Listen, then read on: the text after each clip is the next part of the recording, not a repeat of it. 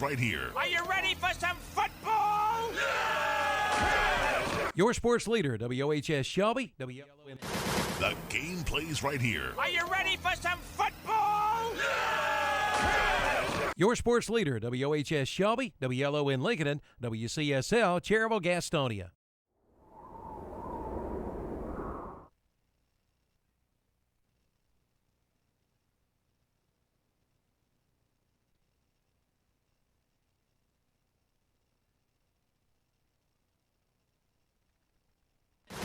The game plays right here. Are you ready for some football? Your sports leader, WOHS Shelby, WLON Lincoln, and WCSL Cherryville Gastonia.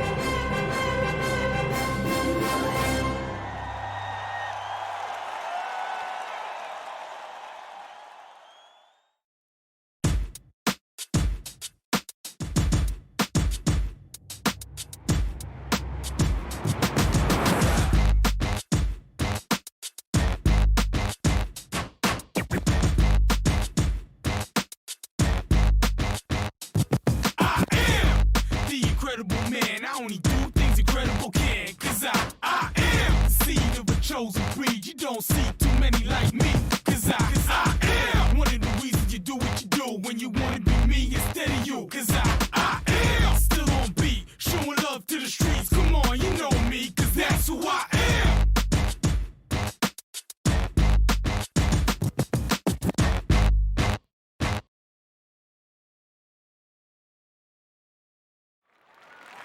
And we are live today, ladies and gentlemen. Joxx podcast here from Cherryville, North Carolina. Kevin Hastings, Hunter Yancey here. Intern Tanner in between us. Say hello to the people, Tanner. Hey, how's it going? There you go. Hey. I think that's the most I've got him to talk on this show ever.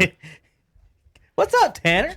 What's up? Now, one of your objectives. Now he's one of our interns. Or the only intern right now. I mean, we've had a few, and working on some of that. We got to kick Zach's corner out here in a minute for that, and for the folks on the artwork. But one of Tanner's objectives that I wrote down is being more, open to talking publicly. Hunter is come out and talk. You gotta more. say it with your chest. He's an aspiring rapper, so if he wants to be able to perform, I know. It's different, but you got to be able to talk to folks, and a lot of times the business end, talking to people when you're not rapping or not doing the music I'll say this too. Is more important. If you can talk on a microphone in front of no people, it will help you if you ever have to public speak in front of a lot of people. So this is just practice. That's just how you look at it. It's just practice. Because then you'll just start listening to your own voice when you talk in front of people not caring. But you can pretend they're naked if you want.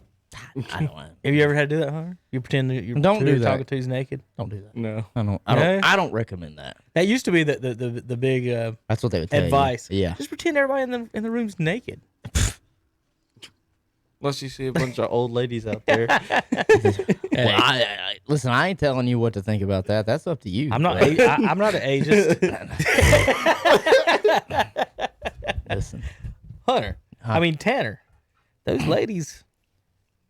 Experience counts, Hunter. I mean Tanner. God, I'm gonna call whoever's sitting in this seat Hunter, no matter who it is, just by turning and looking, and then you being there is really that's what you get for letting him sit in my spot. I know your spot. You are. Here goes you're Tom. normal. Here comes Cinephony over here. My spot. Listen, I'm trying to teach Tanner how to run this stuff. You're very lucky that you get to sit in that spot. Oh God, I've been sitting in that spot for a whole season. I was about to say it's not been that long. A whole season.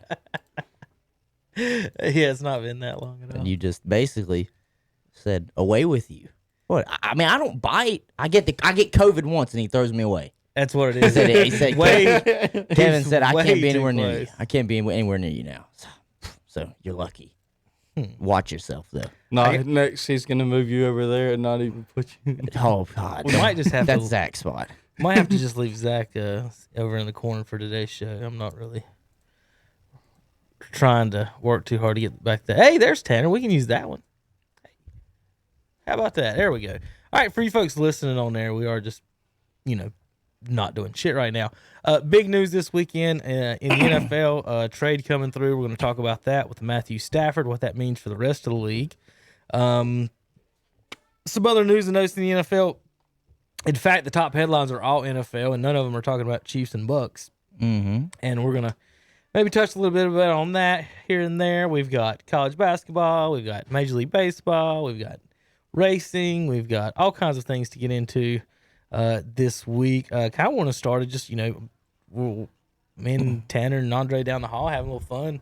Hunter talking, speaking of Tanner wanting to, I always got to turn that to a little rap or whatever that, I like these reaction videos where kids get, or anybody gets on and watches music they haven't listened to. Like this would, to me, Hunter, that right there is almost a dream job for me. If I could get paid, and it's basically you're basically like a college teacher. I took classes at App. I had history of rock and roll, history of pop music, and history of country music. Yeah.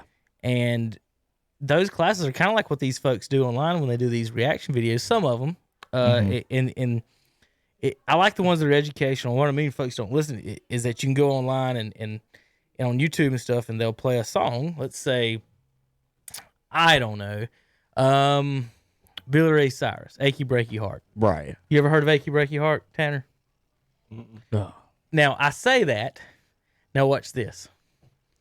Who did your dad bodyguard for? Run DMC and Billy Ray Cyrus. Isn't that something he should have mentioned in the previous few shows? Right. That his dad was the bodyguard for Run DMC and Billy Ray Cyrus. Yeah. Which one you don't know? Achy Breaky Heart. Which that was Billy Ray Cyrus's one and only hit single. I don't listen to country. It swept That's why. Tanner. It swept the nation. I'm talking. It's one of those. You kids today get a dance that goes across. Everybody's doing a dance or whatever. I'll put it this way: the "Achy Breaky Heart" was country music's version of WAP. Oh, God. No. No. What I mean by that is that people are, doing dance challenges or what. I don't know. A song that if you want to, you can name a song right now that people are doing like dances to. But "Achy Breaky Heart" had a line dance. The women loved Billy Ray Cyrus. Your dad didn't get to hang out with Miley or anything, did he? Miley was too young. He wasn't teaching her bad things back then. He wasn't involved. Miley Cyrus. No. Okay. So Run DMC. You know who Aerosmith is? Yeah. Okay. Had to check with these boys. These things, I like to ask these questions. These things are fun. Whenever some old rappers, let's see, let him listen to a little Outkast, some Bombs Over Baghdad, right before you got here, Hunter. I played him the Busta Rhymes Linkin Park song for you. Mm-hmm. We did. Let's see. I didn't play Bone Thugs yet, but he says he knows it. Bone Thugs and But Harmony. We'll have to play them for him. Let's see. He knew who DMX was, right? Yeah. You're on top of that. Of course, Biggie and Tupac. Trying to think of some other ones back in the day. What about Mystical? That's how you get a party started. What about? I don't know. Of course, everybody knows who Snoop Dogg is. That's just like. Do you know who easiest the other thing dog is? Easiest thing in the world. You know the other dog? No. Nate Dogg? No. Huh? No. No. Oh, yeah. Regulators? What about Exhibit? I know who Exhibit is, but Right. I don't really remember his music. Okay, that is understandable. I'll give you a pass on that one.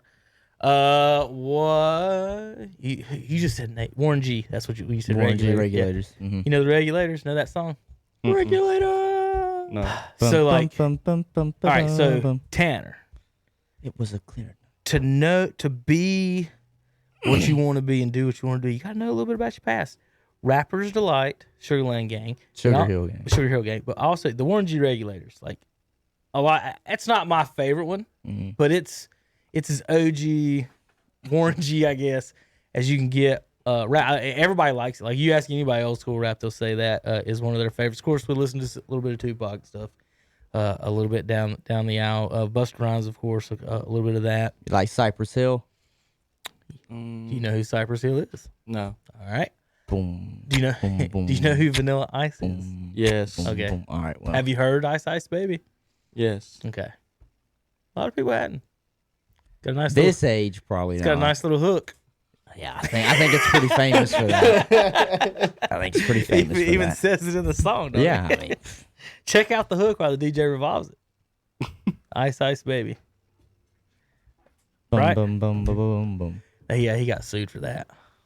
You know who sued him? So you don't know who had that beat and then sued Vanilla Ice. It's an old Queen song. Okay. Called Under Pressure is the name of the song. Under pressure. Looking down on me. Yeah, I know that song. Okay. I know that song, but I did not know that they sued. The only one That's I where know. that beat comes from. The dun dun dun dun Right. dun, dun. He put an extra beat in it. That's Uh-huh. how it got out. So it's like I don't know if this is exact, but let's say there's 7 beats in the Under Pressure. He added an 8th beat to it. Right. And that's how they got out of the sampling. Because I know that was when sampling started. I there guess, was but a lawsuit that was coming up a few years ago. I mean, actually, it might have been more than a few years ago, maybe like 5 years ago. I think it was Katy Perry had dropped a song, and I think Juicy J was suing her because the beat was too close to one of the songs that he had made. Yeah. So I mean, it's legitimate. At what point, and I used to think about this, mathematically speaking, do you get to a point where all the possible beats / songs have already been written? And I asked that because I've actually seen a scientist who wrote a computer program that did that. So there is a scientist that has written a computer program that has put together every it was possible good sounding music. Katy Perry connotation. made that song "Dark Horse," and the jury ruled the song is a copyright infringement. Okay. Of what song? Let me click on it and get what exact song it was. They said it's a ripoff. Oh no! She was sued by the Christian rapper Flame. He claimed You know her him? 23 hit You do? song "Dark Yeah. Horse" was a ripoff from his Grammy nominated gospel song "Joyful Noise." Okay. Well, there you go. My bad. Juicy J was in her song "Dark Horse," Gotcha. but okay, so yeah, but I did know that she was in fact underneath a lawsuit for that. And how long ago was this? It's 2019 actually when last year? they said Or 2 years jury ago? said it was a ripoff. Yeah. So, do you know Nas? King Yeah. of New York. No. I know Not a the little King of bit New of York, Nas, but like, I don't remember. So I was talking about Lauryn Hill earlier in the Fugees. I asked you about the Fugees, Lauryn Hill in it. You ever seen the movie Sister Act or Sister Act 2 No. with Whoopi Goldberg? You know who Whoopi Goldberg is? Yeah. Okay. You know, So- have you ever heard Have you Beastie seen Boys? Sister Act? No. You ain't seen Sister Act? Neither one of you. Seriously. I'm not gonna rain down on terror on you or anything. No. All right. Quick premise. Fantastic movie. Whoopi Goldberg is in witness protection. Okay. She has basically she's a casino singer. And she witnesses a murder. Okay. Nice. So for witness protection, they stick her in a convent. Where the nuns are. Yeah.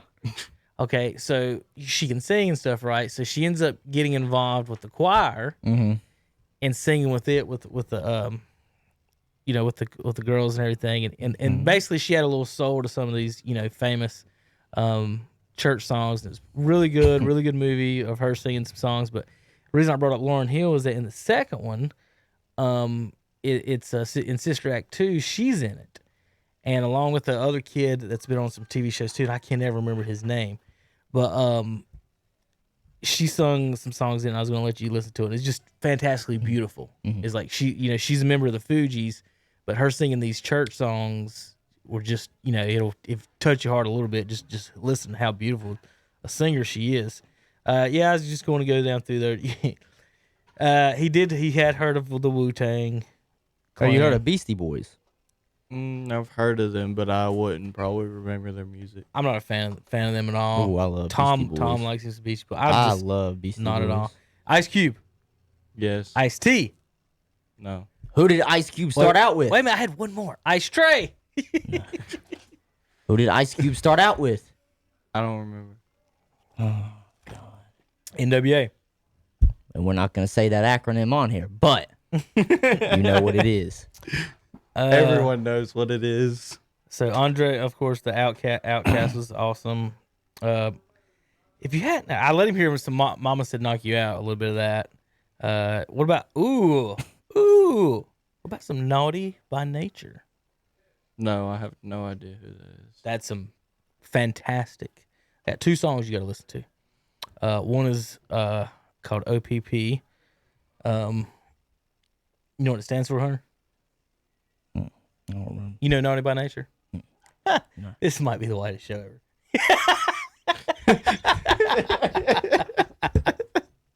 I just Naughty don't. by Nature, not because I hate you. Are you down with OPP? Now, here's the question. Are you down with OPP, yes or no? No. So you're not down with other people's pussies? Dear God. Do you get down with OPP? Dear God. Do you get down with OPP?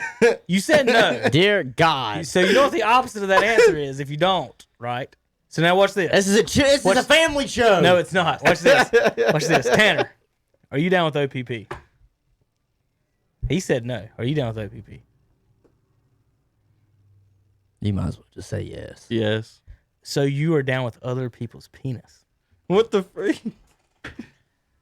It's a trick. It just. It's a trap. Damn it, that- Akbar. That used to be the trap everybody played back in the day. That song came out. That's what it does stand for. Is both of those acronyms. And there's a verse for each P. Mm-hmm. But It's that's like a people. trap. That's people what used to do. Like they'd hit you. You down with OBP? And no matter what you said, was the wrong answer. Right. You said no. They said what I said to Hunter. If they said yeah, they'd say what I said to Tanner there. You want to hear the song now, It's a don't trap. No. you? Yes, trap. you do. It's a trap. You know, I could play the song and the audience wouldn't know it. And probably get Tanner DMCA'd, could but- hear it. Probably get DMCA'd. You down but... with OPP? Yeah, you know me. You down with OPP? Yeah, you know me. Okay, I know that. That's it. That's it. That's Naughty by Okay. Nature. Okay, I didn't know who sang that, but I know that. Told you that was a good one. There's some other ones. Yeah, here's a good one. This is, they weren't real big. They had two good songs, but they made a hit on the fashion industry.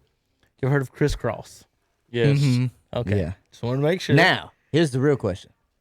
You heard of Will Did I Smith? drill back? Did I drive? Yes. Did I You drill? heard of Will Smith? I thought she was going to ask me if I dressed backwards like Crisscross. I did have some friends that did, but I never did. Yeah. I never did. So, yeah, okay. So, you know Will Smith is more than just an actor. Yes. Okay, good. What's funny about All right. one of the funniest things about that And is people that didn't realize Jazz from the show was actually DJ Jazzy Jeff. Yeah. Like, he's they just didn't know it. outstanding DJ, probably one of the best ever. You talking about Will Smith? The one of the Eminem videos. Uh-huh. One of the songs. He's talking to the reporter. And he's burning down they burned down the house, and the reporter, he cracks me up every time. And the reporter's like goes to Eminem, and he's like, "Yo, I was just listening to my Will Smith CD up in my room." The way he says it just cracks me up so much because like every other word in his songs is cuss and stuff, and he makes fun of Right. Will because Will don't cuss and Right. stuff. But the reporter was like, "Sir, you're the eyewitness." Oh, yeah, man, I was just listening to Will Smith up in my room. It's pretty good. Oh, man. There's Ice-T. He's more of an actor now than think about the guy man that said "fuck the police" plays one on TV. Yeah. All right, folks. I know this is a sports program, but Tanner here is our intern. We are a music station, and just he wants to be a rapper, so I'm going through some of this stuff and giving him some things maybe he Listen, can listen to. If ever one I'm not day. telling you have to be fans of any of these people, but just being aware and listening to the songs and hearing the Right. songs. Like somebody says, "Have you heard Stairway to Heaven?" And somebody says, "No." I'm just like, Oh, okay. what do you do in your life? Like things like that. So I'm just trying I'll to tell you recommend what, some Kevin, songs. If for you people to look up. ever want to rebrand one of the stations or one of the channels at some point, I'm pretty sure there's a pretty big market for old school rap 90 and rap, hip hop. 90s rap. 90s rap. Yeah, Yeah. There you go. I'm sure there is. Oh, absolutely. I always Think about it. All they ever play today, like, whether it's 95 or 96.1 around here, or even other of the like rap hip hop stations, it's all like top 25, top 100. Well, let me ask you this: Have y'all either one of y'all seen the movie The Wedding Singer with Adam Sandler? yeah. Sandler. Mhm. It's been a long time, but Right. I've seen it. So you know the gist. Because you know, a band and then they sing Yeah, cover cover songs songs, and things yes. like that. Okay, I thought I don't know what. See what Hannah. Hannah, I'm combining you now. Do you thought it would be cool to have a station Hannah. that has No. covers? No. Dang it. A that'd band, a wedding band that does old rap covers. We couldn't call them a band to be like. Well, their whatever you group. want to call it, but you Right. see what I'm saying? Yeah. Instead of Yeah. because you've got the bands that sing like the old school like rock and roll stuff, but like Right. a cover Cover rap band, group. Yeah. It's 4 or 5 people. You need a girl that can sing the girl parts really good, and get a couple other people. You know, it'd be a nice little. That's trademarked Well, by KTC Broadcasting. Nobody can steal that idea. You just had a wedding. Would that not be? Would that be fun to have a and it played like the hits that you can dance to, the Jay-Z's? You know, Oh, the stuff congratulations! I didn't know you got married. like, not him, his sister. Did you get married to your sister? No, Oh. you're authority. Whoa! Just making sure. Wait a minute. We were just joking. So have you heard of Sir Mix-a-Lot? I No. have. No. What about Baby Got Back? Yes. That's Sir Mix-a-Lot. As in, but you got that one? Baby Got Back? You've Yeah. heard that one. All right. Boom, boom, boom. Baby got back. About Queen Latifah. Yes. About Juvenile. No. Back that ass up. Okay, now I know. Gotta back that ass. Gotta back that ass. I can't sing the full song because, damn it, we might get DMCA'd. I don't And know who- I'm not playing around with that crap. I don't know Pick who you put, off a Facebook I don't know for who- 3 days. I don't know who put What? Mystical Oh, at, yeah. at 83 on this list, but they're wrong. He needs to be so much higher. You know There's the Yin Yang Crisscross Twins? At 84. No. You don't know the Yin Yang Twins? No. Yin Yang gonna stay in the game. Everybody gonna be like, Where do you see my? I'm gonna play it with. That's David Banner. no. All right, since we're on music and those songs are kind of funny. Do you know who Lonely Island is? No, I don't No. think I do. You don't know who the Lonely I don't Island is? believe I do. It is. Oh God, what is his name? He used to be on Saturday Night Live. Now he's on. Oh God, I can't even remember his name. He was in a movie with Adam Sandler. Regardless, they make like dumb songs. Okay. Like they make like dumb songs, but like the beats are good. Like you ever heard the song goes, "I just had sex, Yes. and it felt so good." I don't know if I have. That's the Yeah, Lonely I have. Island, and they. Okay, have I'll some- look it up. And we're just sitting here. Some people say some dumb stuff in music, and they get famous for it. Well, it was the Lonely Island. Oh my God, what is his name? Oh my God. Did I ask you that one day? One of the list on things online. You know, these things pop up all the time. Was people would looked up. It was fake famous songs. Yeah.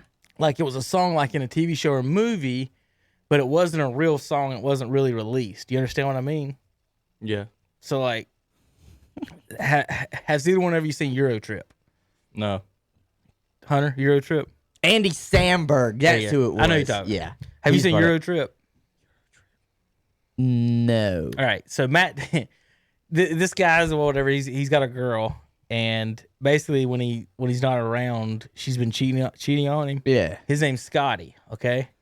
Well, they end up at this party or whatever. Back, he goes on a trip or to come back. Anyway, he comes back to the party, and they're all he thinks he's gonna see his girl, and they're gonna jam and everything. And the lead singer of this band is Matt Damon. He has nothing to do with the movie. Right. He's just, hey, there's Matt That's Damon. Matt Damon. He's making a cameo. So he dedicates the song to the girl he's been screwing up all summer, and it's his girl who's standing right there. And the name of the song is Scotty Doesn't Know. And I'm telling you, look it up, watch the highlight on YouTube. It's hilarious. Jesus. And he's sitting right there, basically the chorus is Scotty doesn't know, Scotty doesn't know, Scotty. That's all he just said over and over and over. And in the verses, of course, me and something went down to we did it here, we did it there, we did it everywhere, all that like. Right. Scotty doesn't know, and he's just staring going. He's just like right here, like where I'm right here. Is this about me or is this about another Scotty? Because I'm feeling personally attacked right now. Is Scotty Johnson, or are you talking about Smith? just let me know. In one of your courses, just let me know. Scotty Johnson doesn't know. I somehow ended up on the 100 great best rappers of the 90s, so I was just kind of going through some of these stuff, mention them. I showed you a little bit of Mace with Puffy a minute ago. He was the one on the song we played a minute ago on the golf video. Oh, yeah. Okay, that was Mace. Wyclef, he was in the Fugees. You ever heard of Wyclef, Sean? Gosh, Hunter.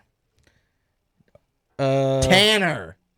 Yeah, Lil Wayne's on there. Well, of course. Talib Kweli, Da Brat, Trick Daddy. Let's go. You heard of Trick Daddy? No. You've had to have heard of Trick Daddy. I probably If you heard want of it, you can get it. Let me know. Baby, cause I'm a thug. Okay, I'm now I about know. Now I know. Let's that go. They used to play Trick Daddy before, like every football or basketball game. How about, I can't remember which verse it was, but I laughed crying so hard. Yeah. I was umpiring a baseball game, and it was one of the whichever trick. Take it to the house. Take it to that Trick Daddy song. The catcher for one of the teams had like one of the verses down, and I was sitting there just getting some water or something. All of a sudden, I heard he threw the ball back to pitcher, and he laid the verse down. I laughed so hard. I mean, he's like 8 years old, and he just sang Trick Daddy, Take It to the House, and I just laughed. And I'm talking, he sang the dirty part. Like, it wasn't No. And I was like, oh my God. In the back of your mind, like, whose child I is was just this? hoping I wasn't going to be responsible for anything that was going on. Yeah. So I just, let's get this. All right. Let's talk a little sports. So if we have to. If we have to. All right, Hunter. Yeah. Who did better or worse? Matthew Stafford trade to the Rams. Yes. Let me put it the way I see it. You tell me if I'm wrong, if or what's going on. All right. So the Rams 2 years ago, yeah, it's for you. You do no. The Rams 2 years ago lost in the Super Bowl by 10 points. Yes. 13-3. Has it only been 2 years? Yeah. That's right. I had a memory You were pop there. up. Yeah, I was there. Yeah. Wow. No, think about how bad I feel bad for Andre. Like, he could be in Tampa right now. Right. Me and him right now could be in Tampa at the Super Bowl. But we can't. We can't because of the Corona stuff.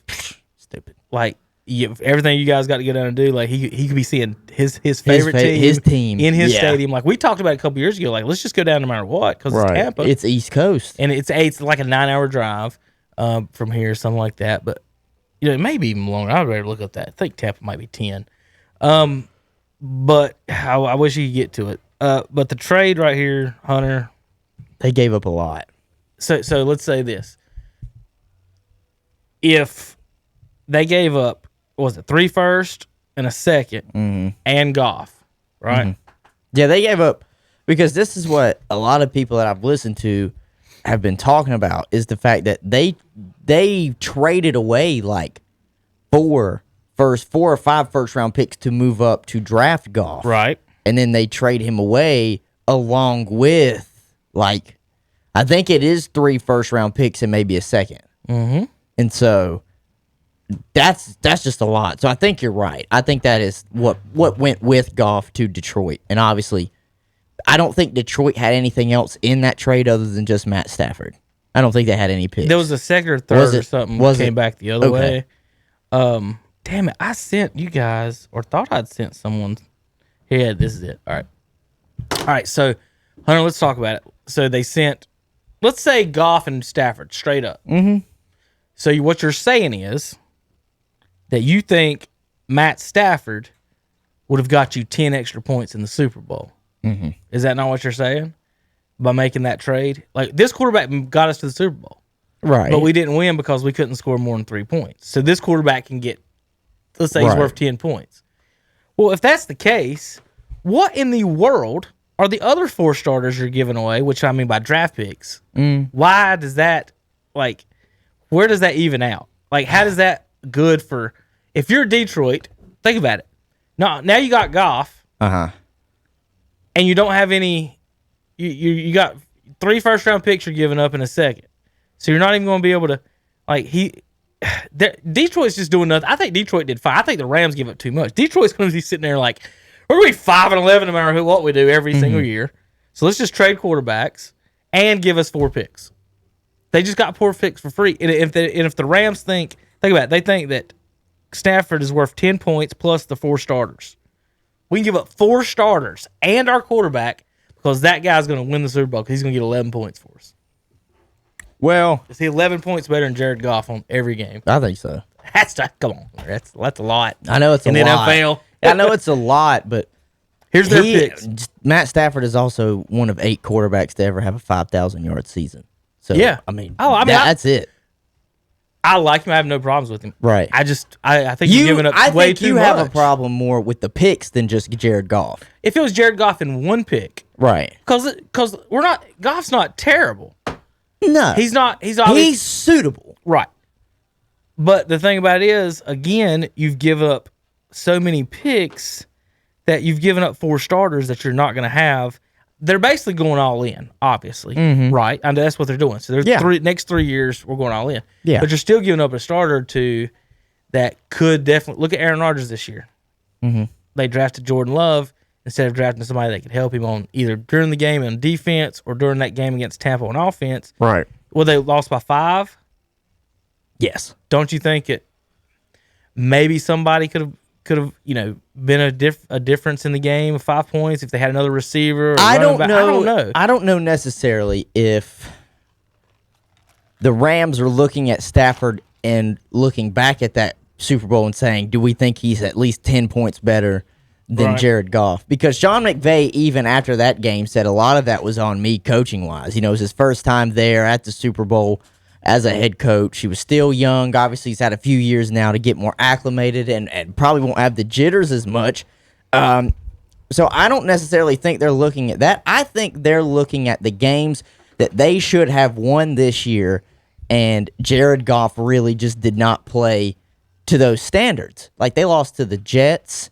They lost to the Dolphins, and the Dolphins only had 8 first downs in that game. And not only that, I've heard a lot of people really think that this was the straw that broke the camel's back was when Jared Goff at home with the Rams lost to the San Francisco 49ers and a backup quarterback. I don't even know if it's their second string or if it was their third string because they flip-flop back and forth between Nick Mullins and CJ Beathard. And the reason why I've seen a lot of analysts, obviously on the major networks, come out and say that was the time, because obviously I don't remember, but that was the time after that game that Sean McVay actually publicly said, we need better play from the quarterback position. Who's the GM? Snead. So McVay don't. No. All right, so I'm looking at Jared Goff's numbers here. Hunter, he is 42-27, 11-4, 13-3, 9-7, 9-6. Now, when you talk about those small little things, you lose by 10. In that Super Bowl and in that playoff run, did the coach not bench their all-star running back? Yeah, they did. How old's the coach? Youngest in the NFL? I think he still Or is. next year? I think he still is the youngest. So to me, this is blame gaming. This is nothing but Sean McVay blame gaming. It's either me or the quarterback. Right. I'm going to keep my job, so let's trade the quarterback. Now with this trade though, they got to win it. If The they don't Super win it, Bowl? I'm firing him in 3 years at least. If they don't win it the next 2 years, I'm gonna give him a win though. Year 3, I'm like, I want this ring, or you're definitely gone. You're all gone. Right, because the future in store for Andre, don't come in here looking at me like that. Andre, don't come in here looking at me like that. It ain't time. It ain't time for that. Maybe when the show is close to being done, But right now, it ain't time. It ain't time for that. Come up here looking at me like that. Okay, you're in the Super Bowl. Congratulations. That's all I'll say. Okay. That's all right. Back to this. I would agree that they should at least have a 2 or 3 year window because I don't know how much is left on Stafford's contract in general for how long he would have to remain there. He is 32. He's turning 33 in a few days. Let me find his. Go ahead. But what I was getting to is, I think towards the end of his contract, absolutely, that would probably be what I would give a timetable to, because then you can kind of keep the team together, because this is what a lot of people don't realize, and I didn't realize until I was listening to a little bit of sports talk on my way here, just seeing what people were saying about the trade. The Los Angeles Rams are actually taking a big dead money cap hit, which is actually more expensive than Matt Stafford because of the money that they had paid Jared Goff. So really, they're looking at it as, we'll just take this dead money right now that we're getting ready to get hit with, and it's cheaper than the quarterback that we have now, who we think is better than the more expensive quarterback than we had. To me, I'll be honest, I wanted him in Washington. Goff's a number 1 pick. So Stafford. Yeah, I know. He was 1-1. And we're trading them with 3 first-round picks and a second. I will say this. For a guy who's never won a playoff game. I will say this. I know it's Detroit, but still. Right. He's only made the playoffs, I think, 3 times. He's 0-3.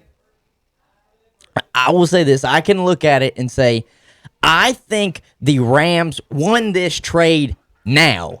In the future, I don't know. But if you're talking about right now, next year they're gonna have more wins. Winning next year and possibly making a run at the Super Bowl, because what we got to remember as well is they finished the season still with the number 1 ranked defense in the NFL. They also are trying to outlast these old fuckers in the NFC, which is what they will do. I think. So if they're at 32, if Stafford's 32, and you got 3 guys at 40, right?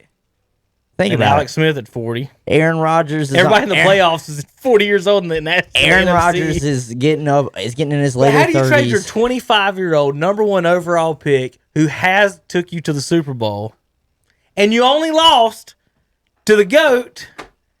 And yeah, he only got 3. I'll give it to you. But again, Coach hamstrung him with that, with no Gurley in that. Well, no, I will agree with you. I think Sean McVay was one of the main reasons, them not playing Todd Gurley. I will always believe that's one of the reasons they did not have success. But the team right now for the Rams are peaking at the right moment, as a roster as a whole. Usually you can look around the NFL and say, well, what are you weak at? Maybe you got a weakness in the secondary on the defense. They got a strong secondary. Maybe your defense up front is weak. They got a strong front 4, and the linebackers behind them are just as good. Maybe you're lacking at skill positions. They have a guy who just came off an amazing rookie year in Cam Akers, and they got good wide receivers all around him. And on Pro Football Focus, they had a top 5 ranked offensive line. So if they're looking everywhere, the Rams, and they're looking all around it, they're saying, well, what was it that really was keeping us from getting over that hump? I will give Jared Goff credit. He did beat the Seattle Seahawks with 9 fingers. He did. he did. And he played very well against Aaron Rodgers. But I do believe that because there are limitations a little bit to what Jared Goff can do, I think Matt Stafford really doesn't have limitations. I think the biggest limitation that Matt Stafford has had in his career is he was with the Lions. Does Stafford have better weapons than St. Louis? And what? St. Louis. I see Rams. Does Stafford have better weapons now with the Rams? Yeah.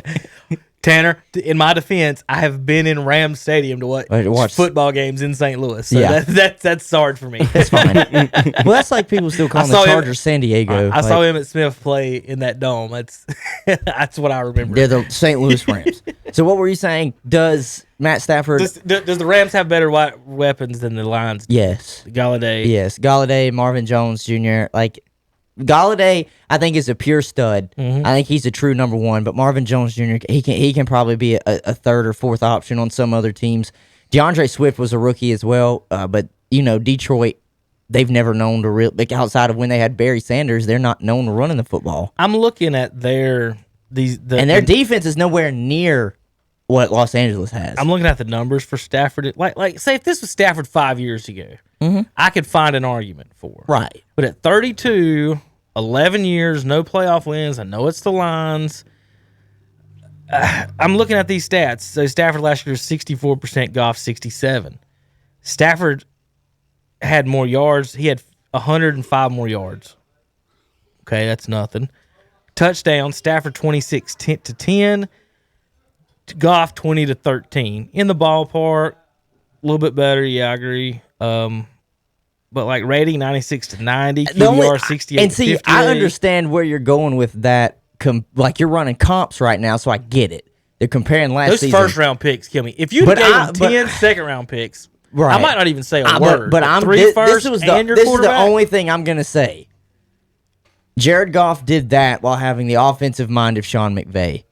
Is that a good thing? Matt Stafford did that while having Patricia, who also got fired halfway through the season, Right. and then an interim head coach.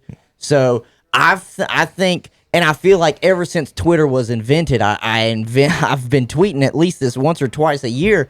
They're wasting Matt Stafford away in Detroit by not quite having because I think I was listening to it was Colin on the way down. They had a caller in, and not a caller. He had one of his guys that come on and talk to him, and he was like, as many times as you can list how injury prone Matt Stafford might have been in these years, I think he's had probably more coaches, offensive coordinators, and quarterbacks coaches in his time in Detroit than anything else. That's crazy. He's never been able to have a stable system. So if I look at it for future wise, I think Detroit actually has a really good opportunity to be better than just 5-11 every year. Maybe in solid 7-9, maybe in 9-7 season. I don't think Jared Goff really puts them over the hump, but those future picks, that's something else that they can build upon. Zach just texted me, said, go ahead and say that the Lions fleeced the Rams. I agree. I'm 100% on it. They did. They might have. The first round pick. Listen to this. I sent this to Zach yesterday. Listen to the Rams' first round picks. 2015 Todd Gurley. 2016 Jared Goff. Yeah. Okay. Yeah. 17 no pick. 18 no pick. No, I think they're going on 9 years, no picks. 19 no pick. Continuing 20, the future ones. No pick. 21 no pick. 22 no pick. And 23 no pick. They're going to have no first round pick for 7 straight years, and the other 2 was Goff and Gurley. Yeah. So 9 years, no first round pick. And guess what? Both of them aren't there anymore. If they win a Hunter, it would be one of the greatest. We won despite our general manager sucking ass so bad in the history of the world. Well, This is to be like they're doing something untraditional. they're hitting Correct. on their second and third round picks is what they're they're doing. getting studs in the second and third, When maybe was their fourth round Donald pick. pick? Third? I don't know. He wasn't a first round pick, but he's a stud. They were able to go out and acquire, obviously, Jalen Ramsey. That was one of the trades that gives away a bunch of first round picks. But what they're doing His is first round pick 213. He was the year before Gurley. Was he? So So 2014. Donald, Gurley, and then Jared Goff. Yeah. They don't have a first round pick on the roster since Donald was drafted in 14. And that won't have one until 2024. Well, you're talking about one that they pick. Now they go out and trade and acquire first round picks. So from 2000, they're going to have a 10-year gap. Well, between first round I picks. will say on the this. roster This next is how year. I look at it, and I take into consideration what I hear a lot of, and just because I'm not in LA, I don't really have an LA mindset. We have the South mindset where we usually are trying to play things safe. We might save a little bit. We don't go out and be big and extravagant. This is LA. They have to try and be relevant of some sort because Lord knows the Lakers and the Clippers are a whole lot hotter than the Rams. The Dodgers are more attractive than the Rams. But the fact that it is an LA team, they don't have the problem like a Green Bay and a Carolina probably to bring in free agents that are talented. And so they're doing what really I would do sometimes as well. Is I'm looking at this pick and I'm saying, okay, I know it's a first-round pick, and a lot of time they're supposed to be starters, but we've seen them bust a couple times as well. I've got this known commodity over here who can really flat-out play.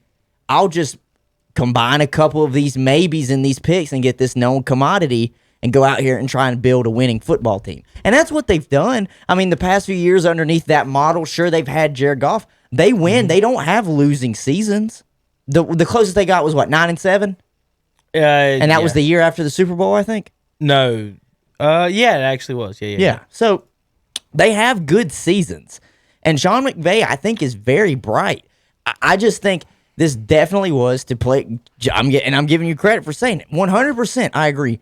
This is win now mentality. Mm-hmm. We got a window. We know what the window is. We got to win now. I think they also look within their own division, because reports come out that the Rams made a phone call a few days earlier trying to acquire Aaron Rodgers. Did you see who's on the 49ers radar today? Yeah. The 49ers are trying to maybe acquire Kirk Cousins. Now, Like, where does that come up? In the fact that all these quarterbacks are available. yeah. And he's not really available. No, but I bet you Minnesota would move off his contract. Right, but why would San Francisco be like, that's the one we want? Well, Kyle Shanahan worked with him in Washington. Oh, okay.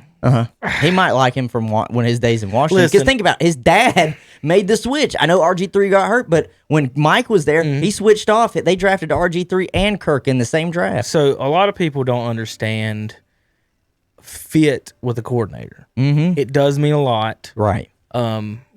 And I know this has nothing to do with it, but for example, when I went to Bessemer, they ran an option. Mm-hmm.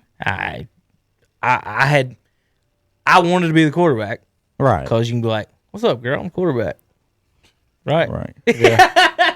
But anyway, but the running the option, I was behind a guy that was bigger and faster than me. Mm-hmm. Now, he was a troublemaker and ended up getting kicked off the team at some point. But he ran that better than I would, than I could. And It's all about utilizing skill sets. But if we ran, in Cherryville, we ran that, we pretty much ran, we was running the spread offense pretty much before anybody else was in that. And I could go to the line, Hunter, and change I could make calls and go to the line and be like, you do this, you do this, you do this. I could change it. And it was like playing Madden almost. It was fun. And then I went to Bessemer. Option is all about, you got to step right. If your steps aren't right, you're going to mess up the play. Your fakes have to be right. And people don't get, I don't think, a lot of times, and especially you put these guys together and maybe their offenses just don't click. Right. Or this quarterback don't get my offense, or my offense isn't good enough for this guy. Because think of what's so crazy the is matchups does make it. Because Kyle Shanahan and Sean McVay both were there, and Matt LaFleur at one time were all underneath Mike Shanahan with Kirk Cousins. So they all know his skill set and probably what works. And what's so crazy, think about it, they're ready to move off Jimmy Garoppolo, and he took him to a Super Bowl a year ago. It's crazy. And Every Super Bowl loser in the last 5 years, it seems like they're moving on a different team. But but think about it. So Jimmy Garoppolo was able to take that team to a Super Bowl. Kyle Shanahan was able to win 5 or 6 games this year with backups and a third stringer at one point, because he went back and forth between Nick Mullins and C.J. Beathard. If he gets Kirk Cousins, who at least is winning games in Minnesota with his offense, I think it could be a real troublemaker. And that's what I was getting at, though, when I said why I think the Rams really made this move, is because you look at the NFC West and what do they have? They got Russell Wilson sitting there up top as arguably the best quarterback in the division. Right now, I would put Matthew Stafford as the second best quarterback in that division behind Russell Wilson. I still don't know what Kyler Murray's going to project out to be, but he's been pretty dang good. And so now the 49ers are going to get into the mix looking for a quarterback. Some said they might try and put a package together to pull Deshaun Watson. So if you're the Rams and you're seeing all this quarterback talent accumulating in there, and you look at your guy and say, dang, do we really have the 4th best quarterback in the division? Yeah. I understand the trade. How about 6 of the last 8 Super Bowl losing teams, quarterbacks are no longer on that team? The only one that is still there. 6 of the last 8. There's 2 that are still on the team. Matt Ryan is still there. There you go. And I have to think. Wait. I don't know why it's drawing a blimp. What's the team? Russell Wilson. Oh, Seahawks. That's right. They lost to the Patriots. Garoppolo, see ya. Goff, see ya. Tom Brady, see ya. Cam Newton, see ya. Peyton Manning, retired. Kaepernick, see ya. 6 of the last 8 losing quarterbacks are no longer on their team in the Super Bowl. Yeah. So think about that. You can lose the Super Bowl, Garoppolo and Goff. Right. You get traded for nothing. But I want you to think about that too.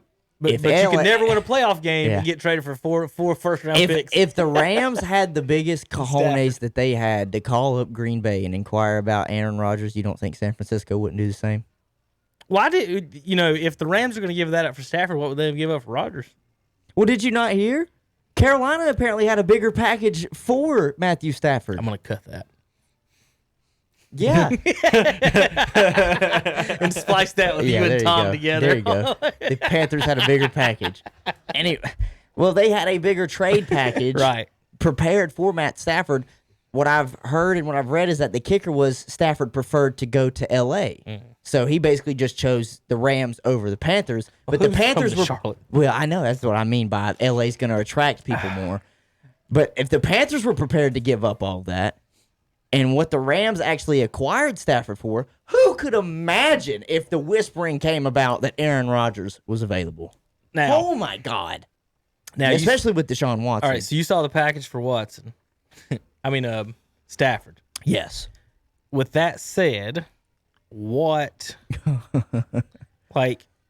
honestly, I think, and did the Rams say, let's say they called about Watson. Yeah. Say they called about Green Bay. Yeah. Rodgers. But none of these teams would work with them, it wasn't even close to. What if you were just like, you know what? If we can't have Watson and we can't have Rodgers, why don't we screw the rest of the league and make a deal so bad that the other teams aren't going to be able to make moves? And follow me. What do you now have to give up to get Deshaun Watson if that's what you had to give Stafford? Right. And what the words you just said are exactly the description. No matter what it is, Too much. it's going to be too much. And did the Rams? Did they do that to say, you know what, we can't have Watson? Fuck y'all. I'm gonna give them 2 more. So whoever does get Watson Has to give 4 5. more. 4 or 5 more. Right. I'm telling you. But this is what I've heard. I'm watching all these shows just trying to keep up with what all these insiders, quote unquote insiders, are saying. The GM, head coach, and the owner do not want to trade Deshaun Watson. Even with him asking for a trade. Well, who does he not like? He doesn't like the ownership. He doesn't like the front office. He doesn't trust them. Have you seen what he did to his Twitter? He basically said for football inquiries and for them to message his agent. And he's already taken off anything Houston Texans related. So it's apparent he wants out. But the problem I is, would have traded him to Detroit. Anybody In the NFL, anybody that asked me that and for listen, a trade, this is what I don't going to understand Detroit. either. The front office owner and Cincinnati. the manager, obviously, or anybody that can make decisions. I don't understand why you're sitting there saying we don't want to trade him. I get that, but don't say that you're not going to trade him, or else guess what? You're going to be shit out of luck at the quarterback position on the season. Because I guarantee if he is as gone as I believe he is, he's not stepping foot out there, and he'll just say, find me. I don't care. So then what are you going to do? You're tanking your season away, which means, okay, you can probably get the best quarterback coming out the next year, but is he still better than what you could get if you moved Deshaun Watson? I just don't understand. It's almost a petty war right now. You know what I'm saying? It's like they don't want to give him up, even though they're the ones that are the reason why he doesn't want to be there. You know what I'm saying? But and then I've also heard now that players and front office people believe that J.J. Watt's played his last game with the Houston Texans. So if you're Houston, you think, and a lot of people think J.J. Watt's done, and Deshaun Watson is wanting out. This is your opportunity to click that big red button and say, boom, we're blowing it up and we're starting from scratch. I mean, this is your opportunity. I know teams don't want to do it because they think they're letting down their fan base and nobody's going to come to watch the games. When you do that, your GM gets fired.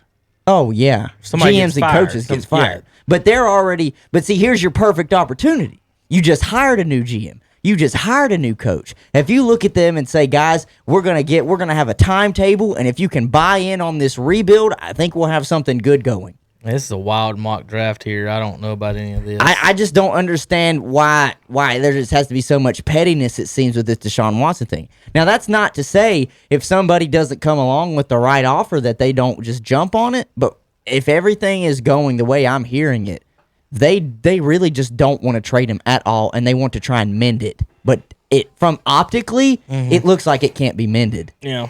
So you're kind of just wasting time at this point. Sure, there might be a team that gets desperate and throws the whole house at you. Washington, I'd do it. I'm not going to lie. I've read right now, because I've got pulled up right here. There is a little thing on ESPN, and it's like the tiers that the 32 teams are in, how close they are to the Super Bowl. Has a tier of contenders, guys that could be there next year, and guys that are on the come up. And Washington and the Panthers are both on the ones that are on the up and coming. They got the Panthers that high. I know. I don't know That's why. I really don't know why. But for Washington, the only thing I really read about it said they got to figure out the quarterback situation. And that's why I think any team, if you're a quarterback away, I'm throwing the house to get Deshaun Watson, because guess what? You might be in Super Bowl contention next year and the year after. Jesus. Don't mess with the dog pound. Say you get bit. So I think the offseason is just getting started when we see quarterback movement, because think about it. On the cusp of contending, and they got the Saints. Like, come the fuck on. Well, they've been one of the top 2 teams for like 6 straight years. yeah, but what happens if Drew Brees does decide to retire? Then they won't make the playoffs. I think that's a There's setback. it's not even a. I think that's a setback. They're not making the playoffs if Drew Brees is not there. People, they can ho-hum and whatever you want. Let's go younger. I dare you. I dare you to put Jameson there for 16 games and see what happens. Let me tell you something. Sean Payton would love it, because if he can prove people like you Which he wrong, can't. he'd love it. Look at Belichick. I know. That's what I'm saying. mean, They're not afraid to do it's it. so stupid. Those coaches are not afraid to do it. They've got their ego on the line. They're not afraid, and they know that they got job security. So what? They lose for 3 or 4 years. The Texans, Hunter, actually had tied with the Colts for the best record in that division over the last decade. Mm-hmm. Yes. And Listen, I just don't know. I think it's getting ready to be a really interesting. The closer we get to April, because obviously Combine will happen. We'll have the draft. There might be draft day movement where we get Atlanta maybe trading away Matt Ryan because they're sitting there at the 4 spot trying to get a quarterback. The Jets could do something at 2, move off Sam Darnold. I think we're going to see a lot of quarterback movement closer to that. And shoot, is what Deshaun a quitter? Or, I mean, let's think about this. First year he went 3-3, only played 6 games, right? The next year he goes 11-5. Don't say nothing. Next year he goes 10-5. Don't say nothing. Signs a big contract. Has one bad year. Now he wants traded. 4-12. I don't know. Like, I don't know if it's necessarily just because the team is bad. More than it is just he's upset with the front office by not keeping promises that they kept, that they said that he could be a part of certain things. Understand. Also, I've read some reports that said he kind of had a fractured relationship with the owner after the owner made remarks a few years ago that you can't have the prisoners running a jailhouse. Talking about the players, referring them to that. So I don't know, because you got to think about it. Sure, you don't really want to wear your emotions on your sleeves sometimes, but if that's something that's really affected him and he really doesn't want to be in that environment anymore, I'm fine with him trying to go somewhere else. And at the same time, I feel this way about all the young guys. Like, I think Jared Goff's got another opportunity now to prove himself, because a lot of people were saying it's just McVay. The reason you're having success is McVay. Well, if you could go up and at least win 7 or 8 games in Detroit, I'm going to give you a little bit more respect. And this goes for Deshaun. Someone at his age, just gives him an opportunity to go and prove himself again. I hear people going saying all the time, he's the top 5 quarterback in the league. And I'm like, in what? Where? Where is he a top 5 quarterback? Like, I get it. He's super talented. Absolutely. I'd take Mahomes before him right now. I'd still take Brady today. I'd take Drew Brees. I really would. I still would. I don't think he can throw deep, but I know what he can win. Take Joe Flacco. No, I'm not taking Joe Flacco. I'd take Josh Allen today. Today I would. I'm telling you, and it's just so funny to me. Hey, we act like Tanner, there's not quarterbacks all around the league that are super talented. how many years has Lamar's been playing? Is this his Lamar's third? been playing, yes, because him 3. and Josh Allen, 3 years. In 3 years, Lamar Jackson has 1 playoff win. Okay? Joe Flacco had 10. So that means for Lamar Jackson to catch Flacco, he'll have to quarterback for 30 years to catch him, right? at this pace. Hunter, he'll be 50. 51 years old? Yes, technically, math-wise, yes. To catch Joe Flacco. For him to That's catch how him. good Yes. Joe Flacco was, and people don't understand. He beat Brady twice in the playoffs. There's only one person that's beat Brady twice in the playoffs, I think. Eli Manning, the GOAT. Right, Hunter? Oh, yeah. No, not the GOAT. No, Tom Brady's still here. definitely not the GOAT. Tom is 0-2 against Eli. Thank you very much. Okay. But he has 6 rings. Not 1-1. Possibly Not 7. 1-0. He's 0-2. One is an accident. Yeah. 2 is a trend. Jesus. Tom's 0-3 against the NFC East. He is, but he is 6-4 overall in Super Bowl. So there's a trend for you. All right, Stafford, he signed through next year too. Okay. He's on his bases though are only $9 million and $12 million. Yeah, no, like he is But he's got cheap. he's got $10 million bonus, roster bonus.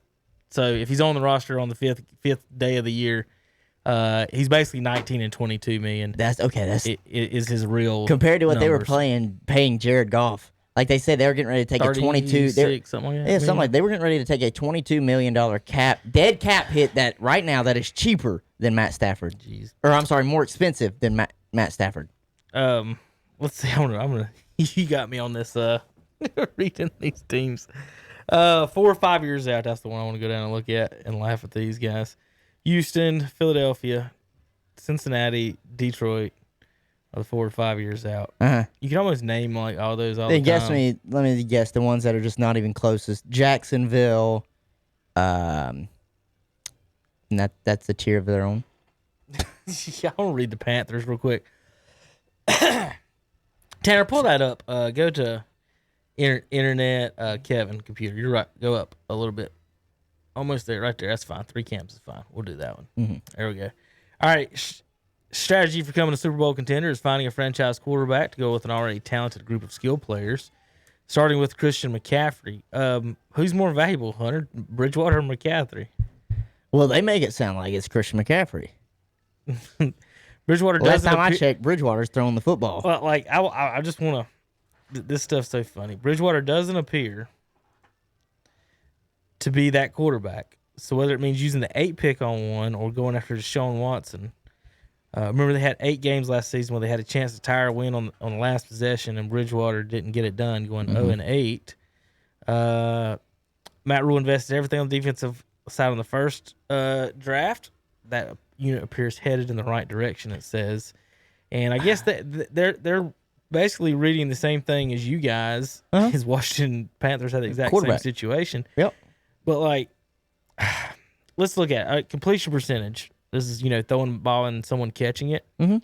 Bridgewater was 5th in the NFL last year. Mm-hmm. That's not bad. No. When I say 4th, that means better than almost everybody. Aaron Rodgers, Drew Brees, of course. If you said accurate passers, you'd think those two. Deshaun Watson 3rd. Mm-hmm. Josh Allen 4th. So we're going to trade 7 first-round picks for Deshaun Watson, but Teddy Bridgewater isn't worth nothing.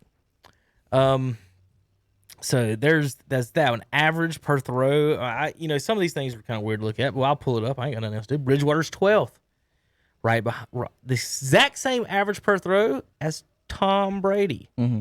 He completes 4% more of his passes than Tom Brady.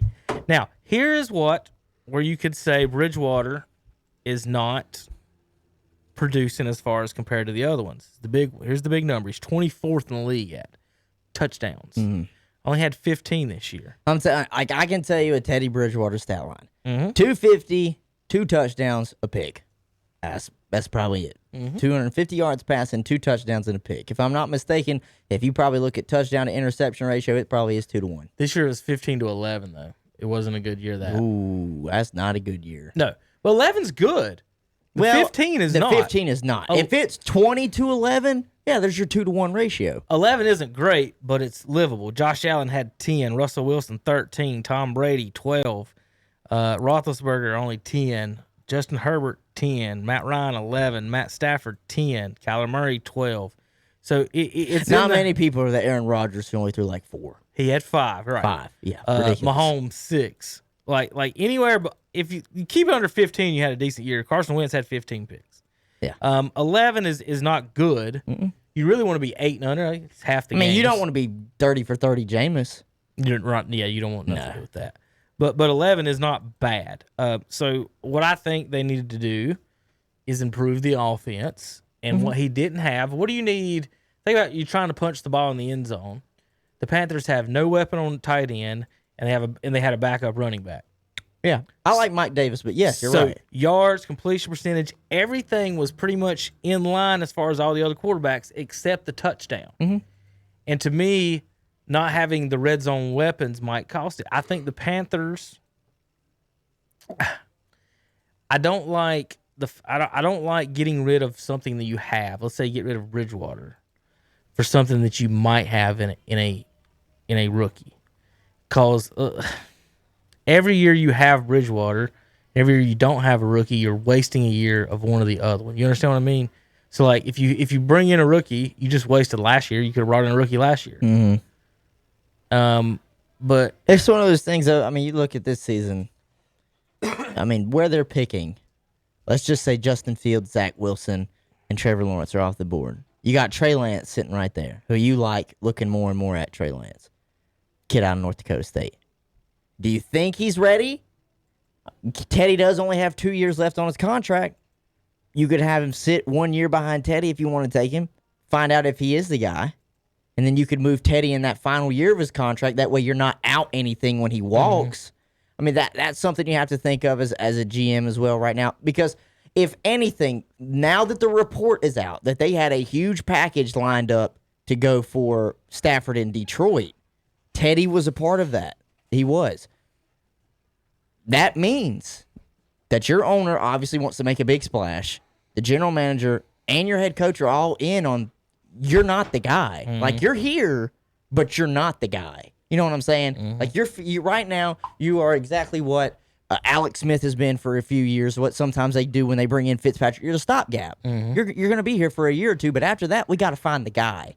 And so, and to be honest, it might be in the best interest of Carolina to draft a young quarterback this year, see if he pans out in training camp. third or fourth round, I'm happy with that. But all the talented ones are going to go in the first round, You think? more than likely. You think? Why would they not try to get Deshaun, though?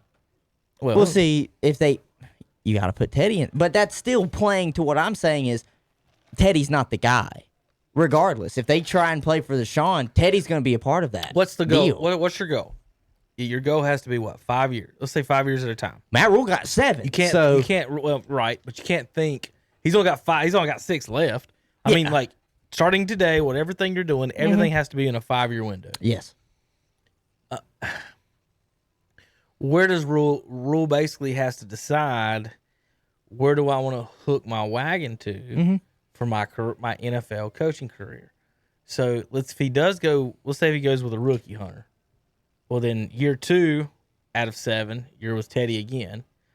Year 3, you're hoping this guy learns. Rookie quarterbacks, You got second 3 year guys years. don't make the Super Bowl. So now you're in year 4 of your career, working in year 2 of a rookie's career, hoping that he can make a leap like Pat Mahomes. When the year 5 comes, he's just now 25 years old. Now I'm getting fired. Right. I mean, it's tough. It's going to be tough So regardless. what If I'm saying is that when if you you- can't land a veteran, Right. If you tie yourself to a first round pick like Haskins, or if you're tying yourself to Bridgewater, you gotta. I say commit to it.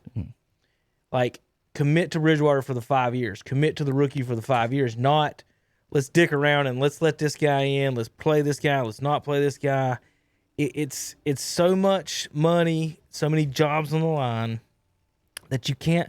This whole playing for the future stuff, like, when has that ever worked out? well, that's just because the Bucs this year signed a 43-year-old quarterback. I know They're in to the win Super Bowl. to win now. That's They've just built but that's just nothing. because The model for today's football has changed. Mm-hmm. Back in the day, they usually would give you a little leeway. If you did get a rookie quarterback, he actually got a few years to develop. Not the whole, we're going to draft you this Right. year, and guess what? We're drafting another one next year if you just don't perform. And then we're basically starting over again next year. Jared Goff's 24 years old, 25 years old. All right. I mean, he's young. And made a Super Bowl, first overall pick, and gets traded. It's just win now. That's exactly what it is. That's why in college football they don't give him much time either. You could be hired as a head coach, Right. and That's sign like I a told Terry Saturday. Yeah. They don't have the time to develop or care to develop Nobody does. anybody. Nobody- They want you to play. Nobody does. Now, if you're a coach and you are established like Bill Belichick, guess what? Yeah, you're gonna have time. If you draft a rookie quarterback, you're gonna have probably the 3 to 4 years to develop him. You know why? Because you've got 6 chances to screw it up, and they're all sitting on your finger. Okay, 6 rings. All right, you can look at them and say, "I've been here before. This isn't nothing new." We won when we had Jacoby Brissett come in a little bit and Jimmy Garoppolo. I think I can develop a guy. So, but for these young coaches, rule. Now Dan Campbell's got the job. I know they just acquired Goff up there in Detroit. See, Got to make that work because he's going to be on a. They're all walking a thin line. Not many of them get 10 years, Right. like John Gruden did. And I don't think, and that's what bothers me. You really get a 5-year deal, but 2 years in, you could get fired. I mean, that's what bothers me about the Eagles situation. Like, once you find something good, Doug Peterson was winning, sort of. He won the Super Bowl. Yeah, 3 years ago. Yep. No. Yeah, yeah, and you 3 get years ago. fired. Like, Jimmy Johnson won 2 and got fired I mean, it happens. in a row, and it's just the constant turnover between coaches and quarterbacks. And you look at and you see and you look at the this teams that list, are winning. It's and- the ones that are established. right? Like that's what I mean by being committed to something. Like, if you're not gonna be committed to Teddy Bridgewater, then get rid of him and move on. I think because that's what they're trying to the- do. The Panthers have, you got 5 years with this coach, I guess is the way to look at it. But, I'm looking down this list of Super Bowl winners. Super Bowls are hard to come by. And I know Yeah. Brady's been the thorn in everyone's side for the last, whatever. I saw a tweet the other day. It was a meme. It was like, when we were praying for things that go back to normal, it wasn't Tom Brady to go back to the Super Bowl. All right. I mean, think about it. He's been to 14 AFC or Jesus championship games Christ, in 21 man. years. So he's been 10 Super Bowls in the last 20 years. So every other Super Bowl is featuring Brady. And yeah, I think, things could, in the next 10 years, we could have 10 first round picks, win it in year 3. We could have Pat Mahomes everywhere. But history doesn't say that. And it does, these guys getting rid of their, like, again, you get rid of Jared Goff. Who are you replacing him with? You bringing in Stafford, hadn't won a playoff game. Get rid of Garoppolo, he made a Super Bowl. Who are you replacing him with? They're talking about Kirk Cousins. Well, okay, but what has he done? Nobody has got. Matt Ryan's about the only one that's success around here that might be moved. But like, where are you moving to? Where are you going? The drafting picks, to me, Hunter, every time you get rid of a first round and a second round pick, for the most part, you're giving away starters on offense, defense, wherever you want to look at it. And the Rams just gave away, basically, what if they had 3 starting linemen go out this year? Like, Cowboys had that this year. Browns had that this year. Chiefs have it right now in the Super Bowl. And you could have drafted 3 linemen and be set. I don't know. It's just the Rams. This is the motto I think that the Rams really have. They look at their roster and they're like, look, we're not going to have a top 15 pick. Shoot, we might not even have a top 20 pick. We win so much, our picks are going to be later in the first round anyways, in the second round. If we can just combine 2 or 3 of them for the next 1 or 2 years and get somebody that we know is going to be a full-on stud, then it works. And then they can just play free agency because they know people are going to want to come to Los Angeles. Yeah. I seriously think that is exactly, that's their business plan. That's how they're going to run. They're like, look, draft picks are cool, but sometimes they don't always hit. I'm looking at 2 mocks, Uh-huh. and they both have Devontae Smith going 3 to Miami. Is he worth picking at 3? I mean, Randy Moss went like 15th. And I know it was because of he had baggage, but damn, like third for a guy who wears extra small pants. Well, if they think that he's somebody that is going to be a game breaker for them, because other than that, they got Devontae Parker. I mean, I guess if you're Miami, what are you looking at 3? Exactly. If you're not trading, yeah, exactly right. If you're not trading and you're trying Do to you get need a line piece, help? I don't think they need line help. I think they need playmakers. They need playmakers. maybe. They got Kyle Pitts 4th to your Falcons. Dude, he's so good. 4th, tight end 4th. He's so good. Thank God. But that would mean that you're retaining Matt Ryan. Is that not what? Do you think the Panthers would love for Kyle Pitts to fall? Yes. If they're there? sticking with Teddy Bridgewater, absolutely. It gives them another red zone threat. So this one's got Zach Wilson at 4 to your Falcons. Sewell, the lineman To Cincinnati. at both of those. Yeah. Jamar Chase to Philadelphia. Micah Parsons to Detroit. That one's got Justin Fields to Carolina. Cowboys with a tackle at 10 in this one. They're kind of just all over the place. I haven't seen anything consistent on all this. There's Caleb Farley at 16 to Arizona. Mm-hmm. Let's see if he's up on any of these other ones. He's going to go first round, top 20. Yeah. There's 14 to Minnesota. Right Trey now, Lance. he's the number 1 rated cornerback in the draft. I think the thing is, Hunter, you've got these anywhere from 3 to 6 quarterbacks that go in the top 20. That's going to shape the landscape where people go. And like I said last week, is every time one of these guys gets drafted in the top 15 or whatever, that somebody in the teens is like, yeah, keep drafting those quarterbacks, boys. We'll get the first or second we're best about to guy at their pick a position. Stud. You don't think Minnesota's like, I want to thank everybody for passing on Randy Moss in the first 15 picks. Right. Right. It'll be interesting. I'm ready for combine, man. I'm ready to see some of these quarterbacks sling it. I'm ready to see wide receivers and running backs go 40 times. I'm all in. Let me read you 11 through 20 on some of these and tell me who would be an absolute damn steal. Okay. All right. 11 through 20. Okay. I don't know that guy. Jalen Waddle, San Francisco. I think that's a pretty good steal. Caleb Farley, 14. You could argue that's a steal because he's the number 1 ranked cornerback in the draft. Guards, tackles. Defensive end, Jalen Phillips to 17th. I'm not sure who that is. Najee Harris, 18 to Miami. Ooh. This got Miami picking Harris and Devontae Smith in the first round of the same to draft. To go with Tua. The Alabama boys. All they need is Nick Saban to come in there and fuck it up like he did last time in Miami. I will say this. I like Najee Harris a lot. I like his running style. I still think the North Carolina running backs are a little slept on. Yeah. Najee's third, though, because I think it goes. Yeah. The most recent I saw in like a PFF running back ratings was ETN 1, Javonte Williams 2, Najee 3, and then Carter 4. And the 2 and 4 guys played at Carolina. So they got running backs. But that's another one of those things. Or did ETN go before him in this? Or was he the first running back you saw? I think he was the first running back I saw. But they've got ETN at the number 1 rated.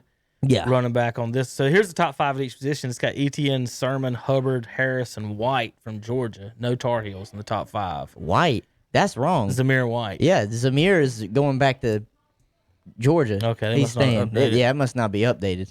This was, I don't even see a date on it. Yeah, Zamir is going back. Oh, this is last summer. Yeah. Zamir. Why would they give? Last summer. I was going to say, Zamir White is returning back to Georgia. I mean, that is totally not what I was trying to look at. Yeah, that's not an article I'm looking for. There's one of these that has them all. Yeah. Where I can order. Maybe it's the draft tracker that I can put them in order by position. Yeah. That's what I was trying to. No, thanks. I don't care about the latest news in the NFL. We get it through Twitter anyways. Quarterback, running back. All right. So that's 2020. Fuck. They don't have one for this year. I know they have. I've done it sitting here with you. Yeah. Like there's a website where you go in and you just put them in order. This might be it. This don't look like it, but damn. All right, position. Let's go running back. There we go. All right, ETN, Harris, Javonte Williams, Michael Carter, and then Gainwell. They got Sermon down at 7th. He played decent down the stretch. Yeah, they got him at 7th. Najee Harris, 6'2", 230. Hey, that's a big boy. He's Chas Rat size. He's a big boy. He's about as big as the outside linebacker. I don't know. Hunter, he's as big as the 5th string quarterback at North Carolina. Yeah. He's got some size on him, Najee Harris. I don't know if that's a quote unquote steal. Yeah. But that's just because I don't think running backs are going to be really taken high in this draft. Most everybody's getting at least a running back right by now. Man, these are interesting. I think so the way the running backs are valued, these teams, we're going to start seeing like all-time great running backs being picked by teams that are already good. Mm-hmm. Like if you're you're in the 20s and stuff, all these people have passed up on them. Yeah. Now all of a sudden, Adrian Peterson or Emmett got picked 17th in 91. Today he's getting picked. He might give you second round, probably. And it's just somebody's going to get some steals in the 20s, whether it's the Tar Heel Boys or somebody else. Let's see, wide receiver from Florida going to 23, Tony. Yeah, I think he's really good. I've seen some people say Washington might draft him. I've seen 7, 8, 9 offensive tackles and linemen here in this first round. So it's going to be half tackles and quarterbacks. That's what Falcons need to go for. The O-line freaking sucks. Are they a bunch of matadors? They're terrible. Out there just waving the red flags as they run by? I always think it's a pretty good idea to be. There's nothing wrong with beefing up your offensive It's going to line. be interesting. Come here. What? Yes. Well, Matt Ryan was sacked a lot this year, so they need a new O-line. Yeah, I mean, anybody that can boost up offensive line and defensive line, I have no problem with it. Depth there is important because we're seeing it right now. It's one of the main talking Y'all points. need to move to Myrtle Beach. Why? Both of them. Every Atlanta franchise needs to move to Myrtle Beach. No. Get out of that hellhole. No. But offensive line depth Myrtle Beach is is a hellhole. Well, it ain't worse than Atlanta. It's dirty Myrtle. Offensive line depth is so key because we're seeing it right now. It's one of the main headlines going into the Super Bowl is the Chiefs now are down both tackles. And I think they also got one of their offensive linemen that was out before the beginning of the season. That was a starter. So How do you... that's just when you can beef up that in the draft. First round with the Chiefs probably picking either 31st or 32nd. If they want to get offensive linemen, they can. Yeah. Scott Packers, wide receiver from Louisville, Chiefs, defensive end from Miami, Roach. I've heard a lot of people like Whatever. that kid out of Miami. All right, Hunter. Any other NFL news and notes for today? No, Okay. nothing Been on it for a nothing while. crazy. Just going to keep our eyes out on what else is going to happen quarterback-wise, movement-wise. So, of course, I get my, once every four or 5 game text from my friend about how good LaMelo Ball was last night. He played pretty decent. His text was, "Did you see Melo play?" And I responded, "He only had 4 points in the win against the Bulls, but Dame played good." Did you hear me? Yeah. He asked me how Melo did. Yeah. I I know you're talking about the Trailblazers. I'm talking about the real Melo. Yeah, the real Melo. Carmelo. Yeah, Carmelo. I know. Not La Melo. People got to address him Wait as a either minute. Is that Carmelo's wife? LaMelo Ball? Ain't his wife Lala? Lala. God dang it. That's it, Lala Melo. Nah, I was fucking with him. He asked me, he texted me, said, "Did you see Melo play?" That was my response. Yeah. Yeah, he had 4 points against the Bulls. Damian played too. Then I said, well, his brother had the same number of points against the same team the night before, so that's not surprising. Alonzo did. Yeah, exact same. Exact same score. All right, and then I made the And point, they blew out the Bucks. Then I made the point the regular season NBA is the most hot garbage thing I may have ever seen. It's worse than college basketball, like regular season. Like nobody's playing hard. Did you see Zeller's dunk on Giannis? Yeah. He posterized. He did. Posterized He did. Giannis. One thing people didn't know, Tara might not know, Zeller in that draft was picked 4th overall by the Hornets. He actually had the highest vertical leap of anyone in that draft. The 7-foot-tall white dude had the highest vertical leap. That's Not surprising. like that's as high as you can go. I mean, he got the highest off the ground. Like He's more athletic than meets the eye. Don't let the cul-de-sac on his head fool you. I always thought that was a pretty decent pick. I'm like, we've got like a mini Dirk here. We got a more athletic Dirk. I still don't understand how he hasn't learned to be a knockdown stretch jump forward, shooter. jump shot. Like with all this times he's had, he's a good kid and everything. You'd think by now he would be stroking it. I always thought he'd be just money by now, and it hasn't happened. I don't know. It's weird, but I like. I Cade. swear, Because he's playing for the it's- Hornets this while. That's the organization's fault. He's cursed. It's the organization's fault. That's what I was gonna say. I swear, it's the coaching staff not knowing how to develop anybody. Well, he's had 3 different ones. I know. Trash. All And guess three what? trash. All been bad. One I of them think was it's 3. one of them was a defensive minded guy in Clifford. Pfft. Borrego coming in from the Spurs, and I still don't think he knows what he's talking about. That's beside the point. We won't get into that. But yeah, I agree with you, and that's why when people ask me, "Are you watching NBA games?" I'm like, "No, I can keep up with it on my phone." Sure, they are like, "Don't be just a box score junkie and look at those numbers." I'm like, "Yeah, but those numbers, I mean, they don't lie." But here's the thing about the box score. We might read the box score different. Like Yeah. some people look at the plus minus. Some Right. people look at other things. I look at box scores. I'm really good. I like looking at box scores because you can kind of see, explain a little bit of what happened in the game. But I like I'm- looking at assists. I Right. like looking at turnovers. But I'm with you when it comes to I don't like watching a regular season NBA right now because it doesn't look like anybody's trying. don't know who's playing In hard. fact, that's exactly what Luka said after one of their losses the other night. He said it just looks like we don't care. And if you have a guy like Luka, obviously coming from playing over in Europe right. and now playing in the NBA where everybody's making mega bucks, it probably rubs him the wrong way, and it should if there are nights where So- guys don't really try. So when they ask me what I want out, they say it's just his rookie season and what I want out of LaMelo. My answer should be Luka Doncic, shouldn't it? 6'7" point guard. Mm-hmm. Shouldn't he be? Luka, you know what his rookie year average was? It was like 20 and 21 a game. Mm-hmm. Luka's rookie year average 21, 8, and 6. Then the next year 28. The next year 27. That's what I want in a number 3 pick. Yeah. Right there. 27 fucking points a game. He's special. Fuck. Give it to me. He's special. Give it to me. He's only shooting 32% from 3. Listen. It's not like he's just lighting it up. He's so good I hope with the Luka- basketball. He's 21 years old. I hope Luka doesn't 21 fall. years old. I hope Luka doesn't fall into the LeBron James thing where he's just with an organization that gets close but doesn't win it like he was with the Cavs. I know the Mavericks have been a very successful franchise throughout the years, Dirk went to 2. and Dirk did go to 2, won one of them. I don't think But- they're the team that's gonna.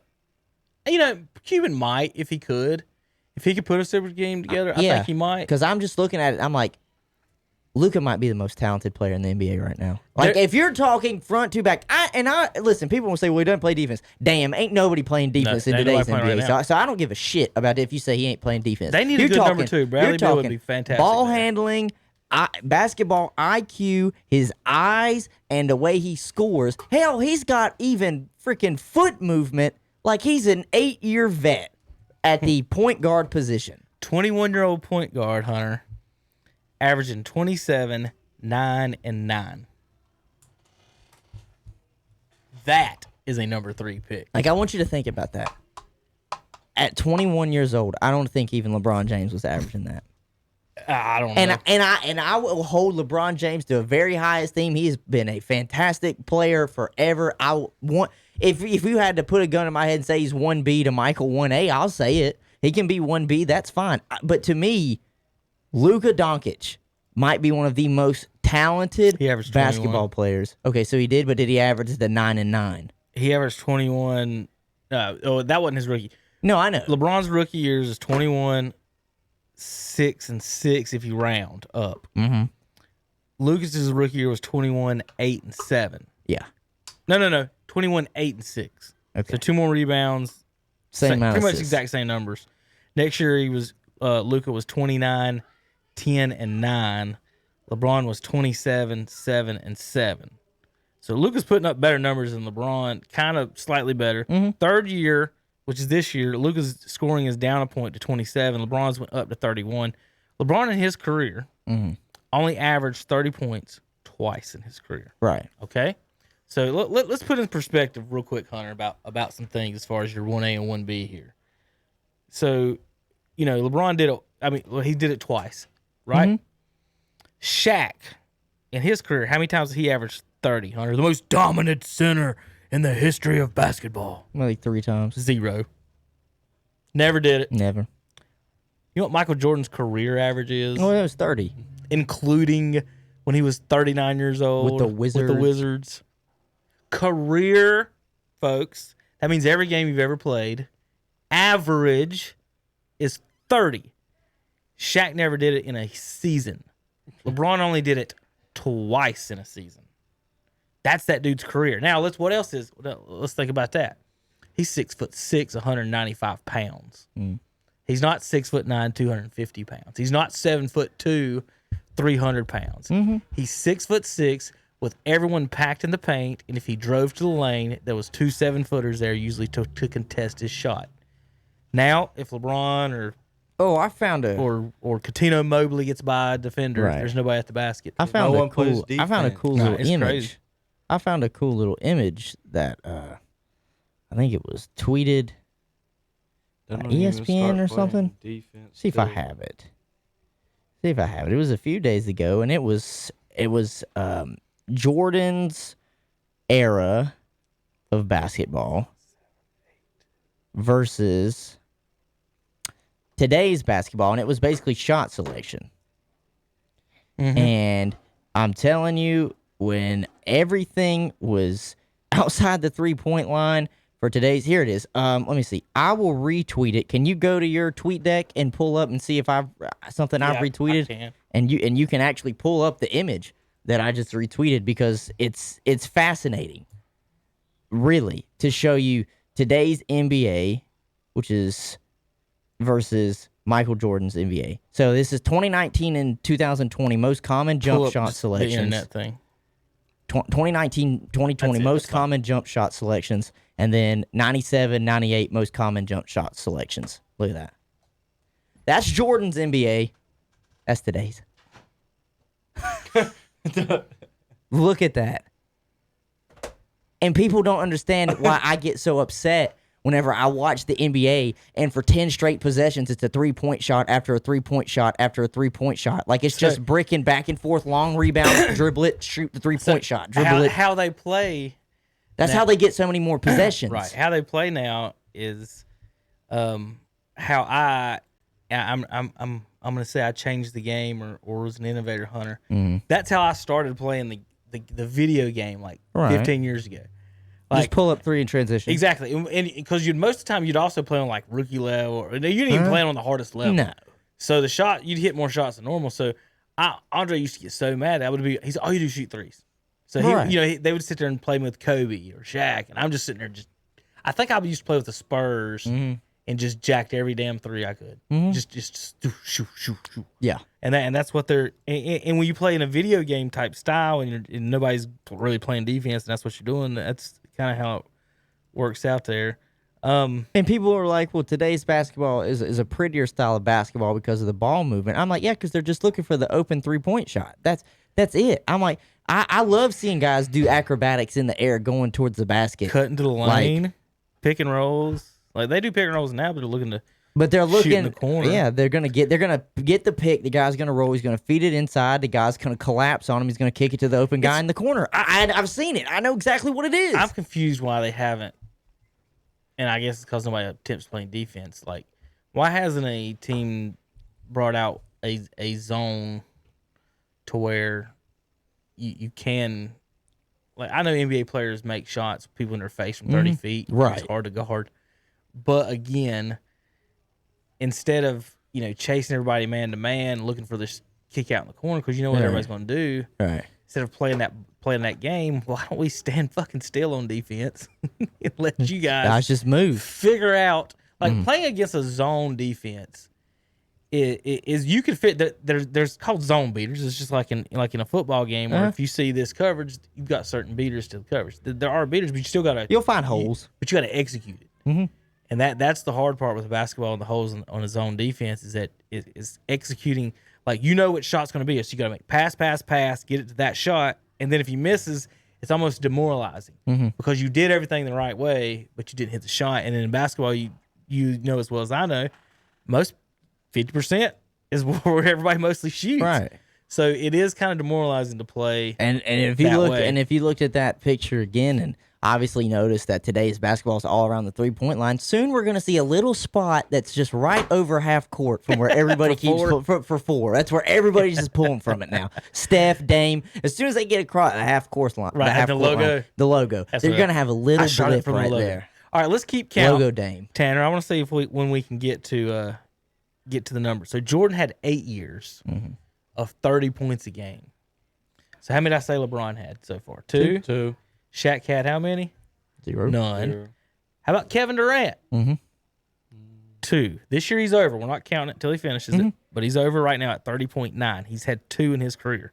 So LeBron 2, Kevin Durant 2. There's That's 4, 4. right? So Yeah. who's the next best scorer in today? You want to go James Harden? Yeah. I think good. he's done it once. Let's go James Harden. He's done it more than that. He's done it 3 times? Yes. Okay. So there's 7. So that's 7. So Tanner, your heroes per se, your folks that are playing in today's league, the 3 best scorers in the league, LeBron James, James Harden, and Kevin Durant in their careers added up together, almost 30 years of playing, it is 30-some years of playing, still have less 30-point seasons than Michael Jordan. That's including Shaq. You'll throw Shaq in there because he's got 0. I'm surprised LeBron only had 2. It seemed like he would have more. Like LeBron can score, but I mean I can sit here and say there is more to his game.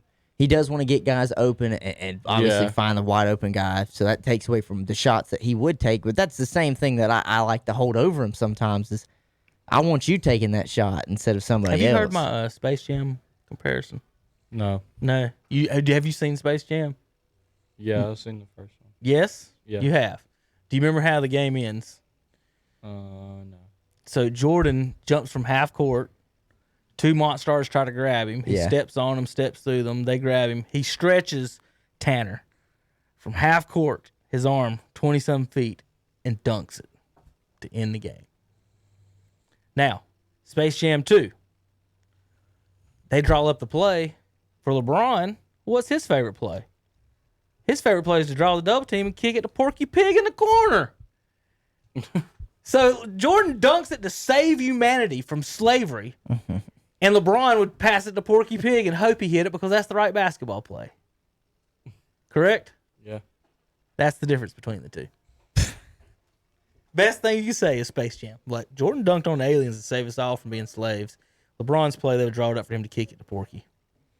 Or Sylvester or whoever the hell else. I you want just- to shoot in I the just- corner. I just- How about I the don't know. Tasmanian Devil firing up when threes from the when corner? I saw that graphic, I immediately I was You like, talking about the shooting? yeah, stuff? the shooting graphic. I immediately said I was going to quote it, but I decided not to on Twitter. I was just like, you know what? But this is why I don't like today's NBA game.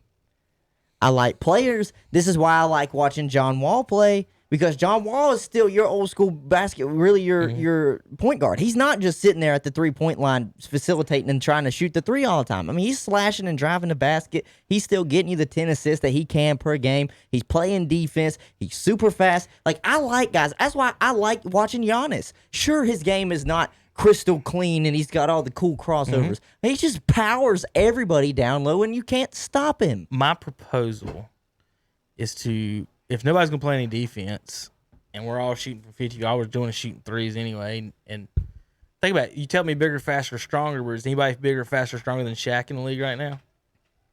Bigger and stronger? Probably not. Is anybody dunk better than Vince Carter? No. It's been 20 years since that happened. No.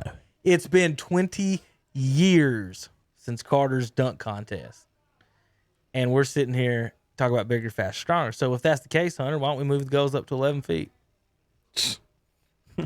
If Why y'all are not? bigger, faster, stronger, Why not? and you're better, let's go to 11 feet. Dwight Howard dunked on a 12-foot goal. Oh, yeah, this stuff's funny. Yeah, 1 more inch isn't going to do nothing. that's a foot. 10-foot to 11-foot. That's a foot, not an Oh, inch. yeah. Let me tell you something. You're Kobe right. Bryant An inch is not going to in do a anything. game was wondering why his shot was off. And he said, I believe that rim might be a quarter of an inch off. Yeah. And guess what they did? They went out there, checked it. He was right. Now, those pros know. Somehow those pros know. They can just tell. Well, you know where your shot usually comes off at, or how it goes. So if you're out there shooting and from a certain spot, so Dennis Rodman, best way to explain Rodman is he would watch tape and say he's playing against Barkley. So he would watch the last 3 or 4 games of Barkley's tape, and every time he shot, he would put opposite side, short side. So if Barkley he could put himself in position when he was getting ready. So to when shoot Charles the ball. had the ball, if he missed the majority of his shots on the backside, he would be on the backside. Right. Or work that way. So Rodman studied rebounding tape that way, and he was really one of the first people to do that. And that's where what I'm kind of going with the shots, with that on it is knowing where they're going to shoot it. Damn it, I keep looking at those numbers like that is crazy. 30 points a game, is just I don't think people realize how freaking good that is and was. To get, he's going to get 30 tonight. Average 30. You can't even say that about anybody in the history of the game. The average in 30 tonight.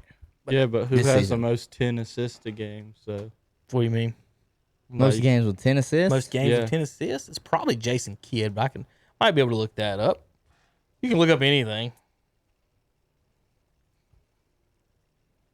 I was Might even, be John I was Stockton. going to say John Stockton, but Single game leaders for assists. That's not what I was looking for. Scott Skiles has the most in one game, 30. I guess he didn't want to shoot the ball tonight. Stockton's got the next 3 with 28, 27, 26. Jeez. Most NBA games of 10 assists. Here's one. That's not what it is. Let's see. That was the leader.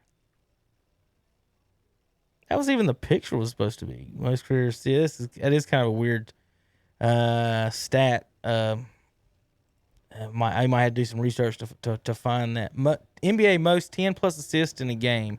That's the 2 10s. That's by team. That's gonna be hard to find. Yeah, it's hard to find. Yeah, that would be tough. Tanner. That's kind of a Most 10 assist games in the NBA playoffs. Like, come on, you almost had it on that one. weird. They're just trying to narrow it down to weird statistics. But who has them out of the leading scorers? You talk about the most assists? Yeah. Like out of LeBron, KD, and all them. Well, LeBron will have more I'd say assists because probably LeBron. he plays more of the point forward position. It's a hybrid of the point guard and small forward or power forward, however you want to call it. So, you can look at it, different way. When are we going to make that a starting 5 position? I play the point forward. We got these guys now that are positionless. Basically positionless. They don't have any positions anymore. It's What is position? Well, here talking this stuff. This is what I know. My position in the future is just going to be. No, it's not, because this is what they do now. It's they don't put point guard, shooting guard, small. They just put guard, forward, or center if you have one. That's just what they do. Or guard, forward. It just depends. They don't call them point guards, shooting guards anymore. They call them 1 guard, 2 guard, forward, center. That's it. That's it. They just don't call them the point guards and shooting guards anymore. They just don't. They call them 1 guard, 2 guard, or they just call them guards. It's just That's stupid. But basketball now has become, with the players, they're basically positionless because you can play them at any positions. Wow. Sometimes. I found a list. Wow. Not what he asked. Uh-huh. This is a list of 30-point seasons all time. Wow. And Jordan is way dominant. Jeez, this is crazy. All right, so last person to do it. Damn, this is a long time ago. This ain't right. This is the article is old, from let's say 10 years ago, but it's still 2011. It's still what we need since then. Okay. I know we just talked hard on them, right? D Wade in 09, LeBron in 08, Kobe in 07. 2006, this is the year after the hand checking rule changes and the 3-second rules. Kobe, Iverson, and LeBron averaged 31. So one of LeBron's 30-point years, according to this thing, has an asterisk next to it as far as the scoring. AI in 2005, Tracy McGrady and Kobe in 2003. AI twice. So Iverson's got 3, 4. So he's your man. When you, that's the next closest. Dominique 1, Bernard King 1, Adrian Dantley 3, George Gervin 2, Moses Malone 1, Jordan 8. Dominique Wilkins, I got for 2. Karl Malone 1. Mailman. I don't know if Kareem ever did it. I know Wilt did it. Like they don't have That was a man amongst boys in yeah, a professional He's league. got 1, 2, 3, 4, 5, 6, 7 straight. He only did it 7 straight times. He might not have done it, Hunter. I mean, think about that. If he didn't do it, and Jordan's got 8. Let's count them. I'm pretty sure. No, he don't. 1, 2, 3, 4, 5, 6, 7, 8, 9. Wilt's got 9. Man. One of them's a 50.4. I mean, what I say, it was a man amongst boys at that time. He his field goal percentage was only 51% that year, but he shot 39.5 shots a game. Oh my God! How big of a turd would fans today If he shot that, if Dwight Howard came out there tomorrow night shot 39 shot times, 39 attempts? Good Lord, it'd be all over Twitter.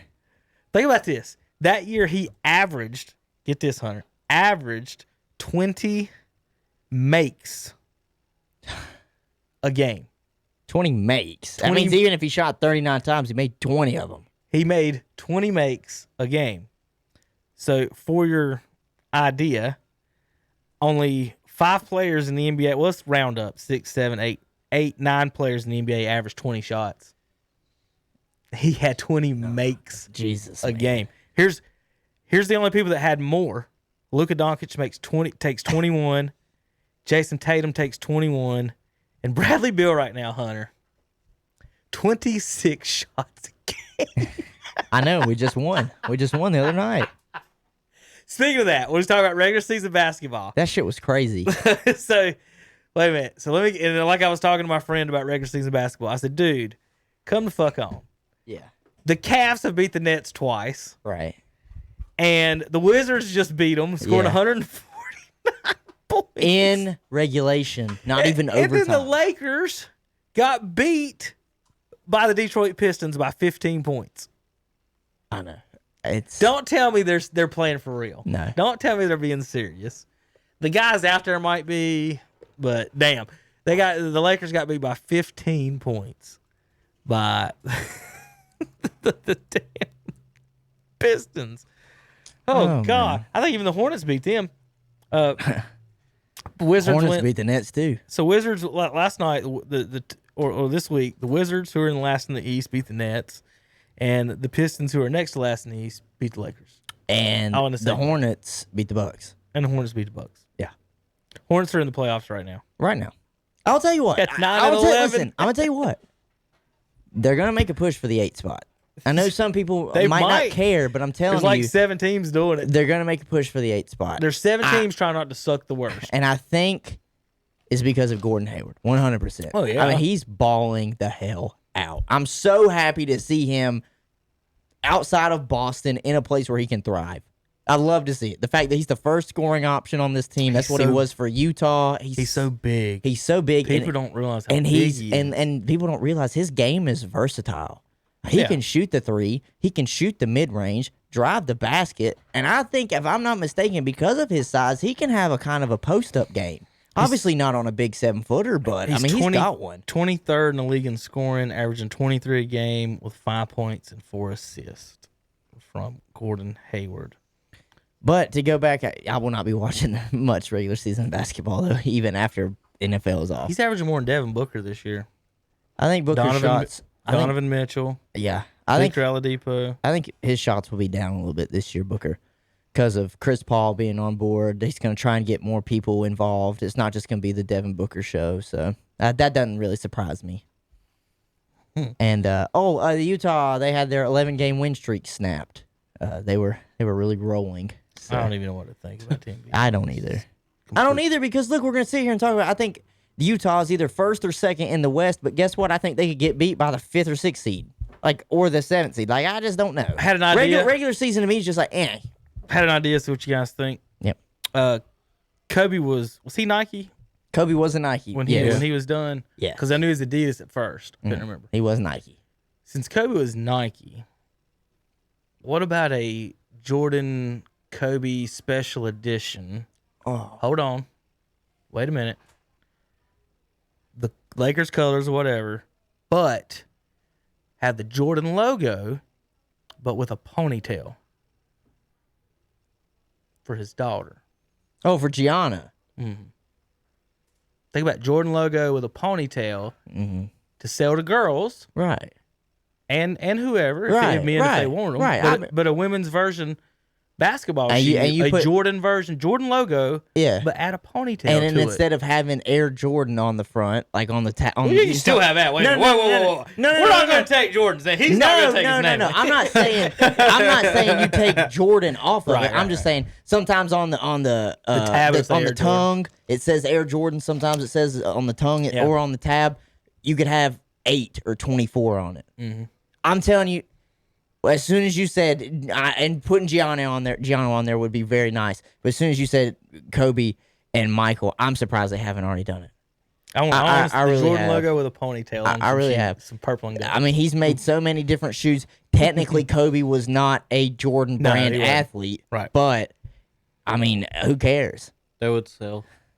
Oh my God, They they would might be the sell most. like They crazy. might be for people that are that really Girl basketball covet. players would buy that. Yeah, oh yeah. For people that covet shoes and are shoe collectors, like sneakerheads, they'd be all over it because it would be like a tribute shoe, a one time. Do you think we should let's do a mock up and send it to Nike and and have them send us a rejection letter? Do you know who you know who Larry Johnson is?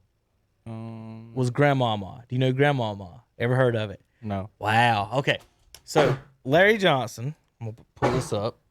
Give me just 2 seconds, Tanner. I'm gonna have you pull it up. LJ was a Charlotte Hornet, played on UNLV, the Running Rebels, the famous team that got beat, undefeated team that got beat by Duke. So they had this campaign in Charlotte.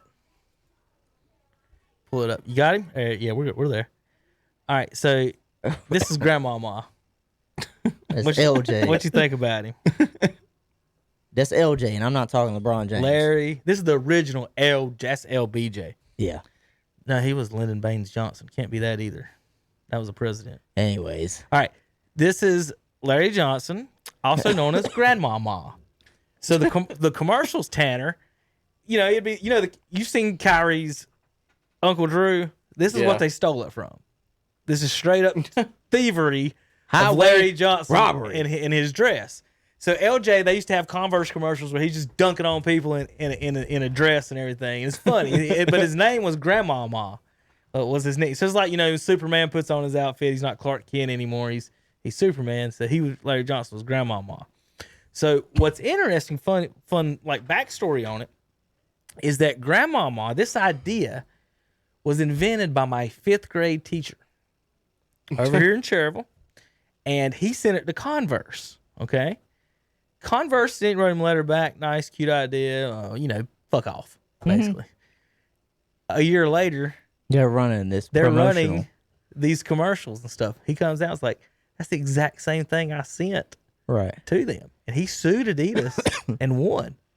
Because he had sent it, and they had sent back there's a confirmation letter, basically, and everything. And then they come back, and he sued them for this and ended up winning some money off of it in it. But LJ was fantastic.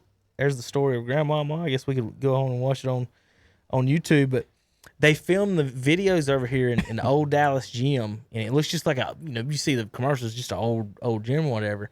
And that's where we used to play our little all-star games at. So we were so pumped that we got to go over that Larry Johnson's sitting there, dunking on those goals, knowing like those he better not hold on too hard. He's gonna rip the whole building down. But yeah, I mean, But Grandmama, hey, we could do that. Go ahead, type it up, send it over to Jordan, Nike, whoever we want to do it. I'll personally deliver it down here Air to Michael. Gigi's. I'll just Air GGs. There you go. Hey, Air Giannas. Or Air, you could go them Air Bryant, seeing how they're both last name is Bryant, Kobe and Gianna. So. Yeah. But I it's just thinking, Grandmama, that was a good promotion. Those shoes were badass too, like the Larry Johnson shoes, Charlotte Hornet colors. Mm-hmm. Ooh. Anything, Go ahead and switch I'm over. seriously, anything that is old school Charlotte Hornets colors is badass I'm to gonna me. pull those Like, up think real about it. quick. Even those crazy retro, like, foam cups that have they're like teal and Pull me over. purple. I'm like, Switch back. those are Hornets colors. Check these out. So those are the LJs are on the left. The other two are Kevin Johnson's. So you had this. This was one of the first lace protectors here on the left, purple and teal. You got a little picture there with the LJs. There's you a better look at the black versions of them. And I love those straps. They had the Air Max bubbles in them. Things were comfy. And those things were the hot ones. Check out them teal ones, Hunter. Those are sick. Man. The teal LJs. Everybody rocked these, man. They should make Hornets wear those. How cool are those? And now LaMelo Ball has stole his number. Two. These are the ones that I had. These right here. They What they selling for right now? $333. Yeah, you can miss me with that. Sorry. Wow, I didn't expect that. Those are some of my favorite. These are the ones I had. I didn't have the black ones or the teal ones. I had the white version that had a couple more extra colors on it. Yeah. These are the ones. These are the exact ones that I had, and I played basketball in. As these white ones. Barkley. I would go with. This is all time favorite right here. I've got a pair of Converse. They actually made, Hunter. I'm gonna see if I can pull it up. Converse made a pair of Hornets, just straight up Hornets kicks, Yeah? and I've got them somewhere. A long time ago. Let's see if I can find it. They even had the Hornets logo. Here they are. Yep. Check them out. Like, they made team shoes back then you could buy. Look at this. Look at this, Hunter. Yeah? Old Converses. It's got the Hornets logo on it, and on the Yeah. back it says Hornets. Nice. But that's so you could buy like team shoes. Like, so you could buy the Bulls or, or this, whoever. This just came across Those are the Agassiz. This just came across the ticker. You won't really care much about it, Kevin, but the Atlanta Braves are hiring Chipper Jones as a part-time role as a major league hitting coach. Okay. Who cares? Yeah, I know. That's what I meant. You won't care, but this is Braves country, and I care. All right, these are set real quick. While we're talking Hornets shoes, these are sick, by the way. But I want a pair of these. These are some of my favorite Jordans of all time. Is the Hornet colored ones? These are the ones that these had, and if you don't know much about Jordans, a lot of these shoes, like, they were one of the first ones. They started listing his accomplishments on the bottom on his shoes. So these with the stripes on the bottoms, they look like Hornet shoes. Another one that they made was when they made the ones in Carolina colors, those things could get really nice. Those in Carolina colors are sick as can be. And I do want to talk about one or two other more shoes real quick. I did not like these too much. A ton of people had those. They just looked weird for me. But these right here, Hunter, Air Jordan 13. I want to talk real quick about them before we go. A little fun story for Tanner here. So, long time ago, Tanner, there was a boy who played basketball. And, you got lockers in high school and everything. I'm going to pull up the exact ones I had. Here's the ones I had. Is Air Jordan 13s. I wore these in high school. And one day in my locker, Tanner, I come to open it up. My locker was open and my shoes were missing. Ooh. Somebody had stole my Jordans. But I could kind of identify them because on this back corner on the left here, there was this black little scuff mark. And then where I had took a charge and slid back one time, I had scratched the hologram on the side there a little bit. So how about I'm sitting, I'm telling the resource officer, missing my Jordans and everything. I see a dude wearing them in school. Now, I wear 10.5. Right. I think back then it was like an 8.5 or 9. This dude that stole it was like the defensive tackle on the football team. He's 6'4", 300 pounds. Those things were just squealing. The tongues, he had them out Oh, God. because he couldn't fit in his shoe. So he basically had his toes in the shoe with the tongue out. And the resource officer told me he couldn't do nothing about it, that I couldn't prove that they were mine. I'm like, they have the 2 scuffs I told you about before I even, well, the last time we talked. Right. And these are 4 sizes too big for this dude, too small for him. Yeah. You're telling me I can't. So he wouldn't do anything about it.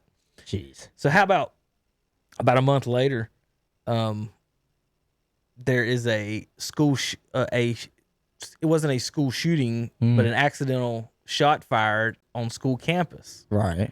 How about it was this dude wearing my Jordans shot a hole in his own foot through my Jordans. Oh, no.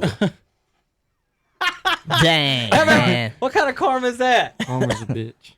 Stole my Jordans and was showing off a gun to a friend on school campus in the car and shot himself in the foot through my Jordans. I asked the resource officer if I could have my shoes back now. Get back some bloody shoes. They ain't even white no more. He still said no. Jeez. Them shoes ain't even white no more. There's blood all in them. No, it's just crazy. Just crazy. So you think you think Chipper's gonna help him, Hunter? I mean, Or is he gonna just chew tobacco in the corner? I don't think he's going to hurt him. I don't think Oh, it he's hurts. hurt, I don't. right. He's not going to hurt. I mean, having him in, if anything, having him in the clubhouse, because it is just part time. I think it gives him something to do than just go hunting all the time. I think maybe he wanted to get back in. You know, those players when they retire, they want to be part of the game still at somehow. And 2, I mean, him giving, because we are a young baseball team, having him in there and giving advice and whatnot, it won't hurt. It won't hurt at all. Also, just small baseball blip. Players Association is looking at doing a 154 game season this year. They're proposing that. So I don't know. I thought they were going to do 162. I don't know why you're cutting down, because they want to. They are in fact going to do an extended postseason if they do that. More playoff games. So Good, but still, I don't fuck. I don't think it's enough games taken off. It but, says yeah. Brady will definitely consider playing past 45. Does LeBron play till he's 45? He plays. Yes. He plays till Bronny's in the league. My thing. Oh, here's another question, Tanner. Is he on HGH? LeBron or Tom? LeBron. And put it this way, would the NBA be against it? No, they wouldn't be against No. it. Do I see, think that's where I want to get to. No. Would the NBA not have financial benefits if he played for a long time? if LeBron played till he was 50? Oh yeah. Honest to God, I really thought that Michael wasn't going to quit. I thought he was going to be like, you remember P90X came out? I honestly thought we looked at each other and everybody's like, he's going to do P90X. It'll just be fine. And at 42, Be the best shape of his life. Like, really. And I thought somebody would convince him that. Be like, look, Michael, even the guy that did it was like in his 40s that did the program of P90X. And I always thought, like, if that guy can look like that, right. Michael damn Jordan can do it. Mhm. And he likes cigars and alcohol too much. It's all about what your interests are. And one thing that I always hold on, the reason why I think he finally walked away when he did was because of that scoring average. He's the only one to still average 30. I don't think he wanted that. Wilt did average 30, but it's 30.012 against 30.1 something. So if he went down even a half a point, Wilt would he have could have it. got behind Wilt. And now he retires as the all-time leading scorer, 6 rings. What do you say? But I honestly thought, like, if anybody's going to sit there and play till they're 50 and just go out there because they like playing and they just want to whip somebody, it was going to be him. But is the NBA not financially, like, would look the other way? If not even supply it. If not even encourage it. I don't know that. I'm not saying that's what they're doing. Oh, I know. What I'm just saying is that let's say you're LeBron's camp, and he comes to you. Let's say you're Adam Silver. I'm like, look, we're thinking about taking HGH for the next 5 years. Are you against it? No. They wouldn't be against it. I don't think so either. I think They wouldn't be against it because he's still a draw. right.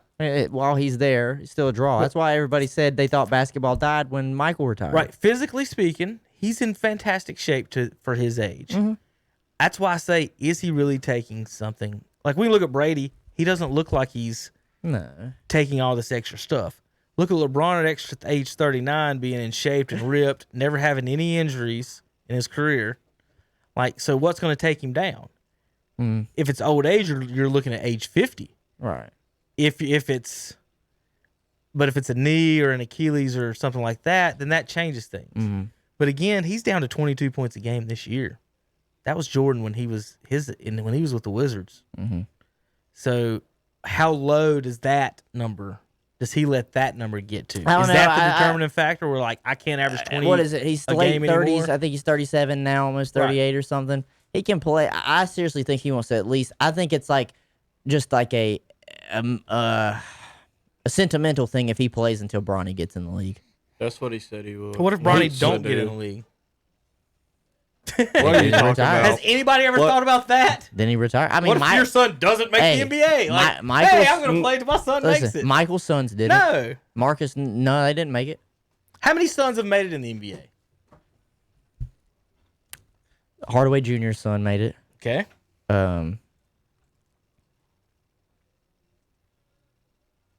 It's tough. It's tough. Very rarely do they.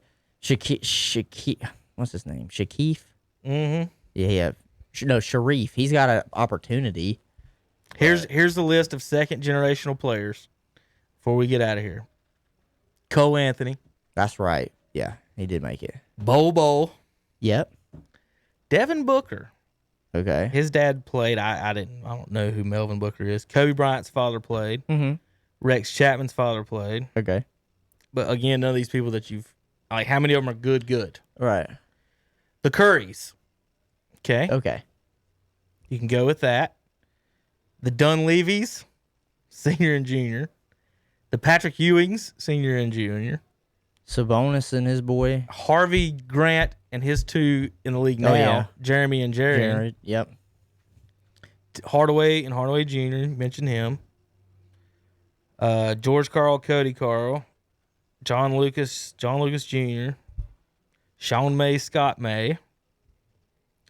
Larry Nance Jr. Mm-hmm. Gary Payton, I didn't know his dad played in the league. Glenn Rice. Yeah. Glenn Rice Jr. Yeah, his son played. Yeah, his son played at Michigan. Doc and Austin Rivers, Glenn Robinson, Arvydas and Devontae Sabonis. John Stockton's kid played. Rice's son didn't play at Michigan. It was Robinson's son that played at Michigan. Right. He played alongside Hardaway Jr. Clay Thompson and Michael Thompson. That might be one of the best ones. Mm-hmm. It might be. Luke Walton and Bill Walton. Did you know Andrew Wiggins' father played in the league? I did not. Did not either. So there's your list. They didn't have Sabonis on there. Yeah, I said Sabonis. Oh, you did? Oh. I said Arvydas and DeMontis. You were making a point about Doc Rivers when I was reading that one. Or Robinson. You was talking about Robinson. Oh, right. That was the one right before Sabonis. So Arvydas and DeMontis. So, there is some, but of those, how many stars had a son that was a star? Right. Like Dale Curry wasn't a star. Mm-mm. Michael Thompson wasn't a star. Clay and Steph are. Mm-hmm. Patrick Ewing's son, no. I'm just trying to think close. Press and Pete Maravich, but damn, that's a long time ago. I don't know if Press was a star. Kobe's daddy wasn't a star. Tim Hardaway, those are pretty. Tim Hardaway Sr. was damn good. Oh, and Junior's not bad. I mean, Right, he ain't his but he's not a daddy. star. No, but he's not bad. I mean, he plays really good. But I think my point, Hunter, was trying to make is it's hard to get star. He may play. Mm-hmm. He may. The Vanderways, I would not have thought there were two Vanderways. The only in the other NBA. one I can think of is whenever Dwayne's son get in. But you never know how he'll turn out. We'll see how Wade's son get in. Which one? All right, I don't want to hear that. That's not what I'm talking about. I'm not talking about that. No. No. All right, Wednesday, me and Hunter's going to do our best with Zach and we're going to get Zach's predictions for the Super Bowl this weekend. Chiefs and Bucks will face off, and we're going to talk about that on Wednesday and more. I need to get Gene to give us a call and talk about his. We may give him. He called Saturday, but like a little bit more. Man, he might be in town. Maybe he might want to come in. But I do want to talk to him sometime in the next week or so about that. They got their first victory this weekend. First game of the season. He got ice cold. He got to Bath up in Surrey County. I'm sure that was cold as shit. Yeah, Jesus. And we're going to talk about that, NBA and more on Wednesday. Go ahead and play some Playmakers, Tanner. You can play it. Take us away, sir. But the key is you got to turn the simple phone on. Actually, you don't. You just got to do this. There you go. Thank you for watching another Shock Joxx Sports Podcast. This is Season 2, Episode 8 or 9. I can't remember what I wrote down on the board, but thank you for everybody. Hunter Yancey, Tanner Howard helping me. Tanner's going to do some more rap songs for fun. You don't talk about many like me, cause I am one of the reasons you do what you do when you want to be me.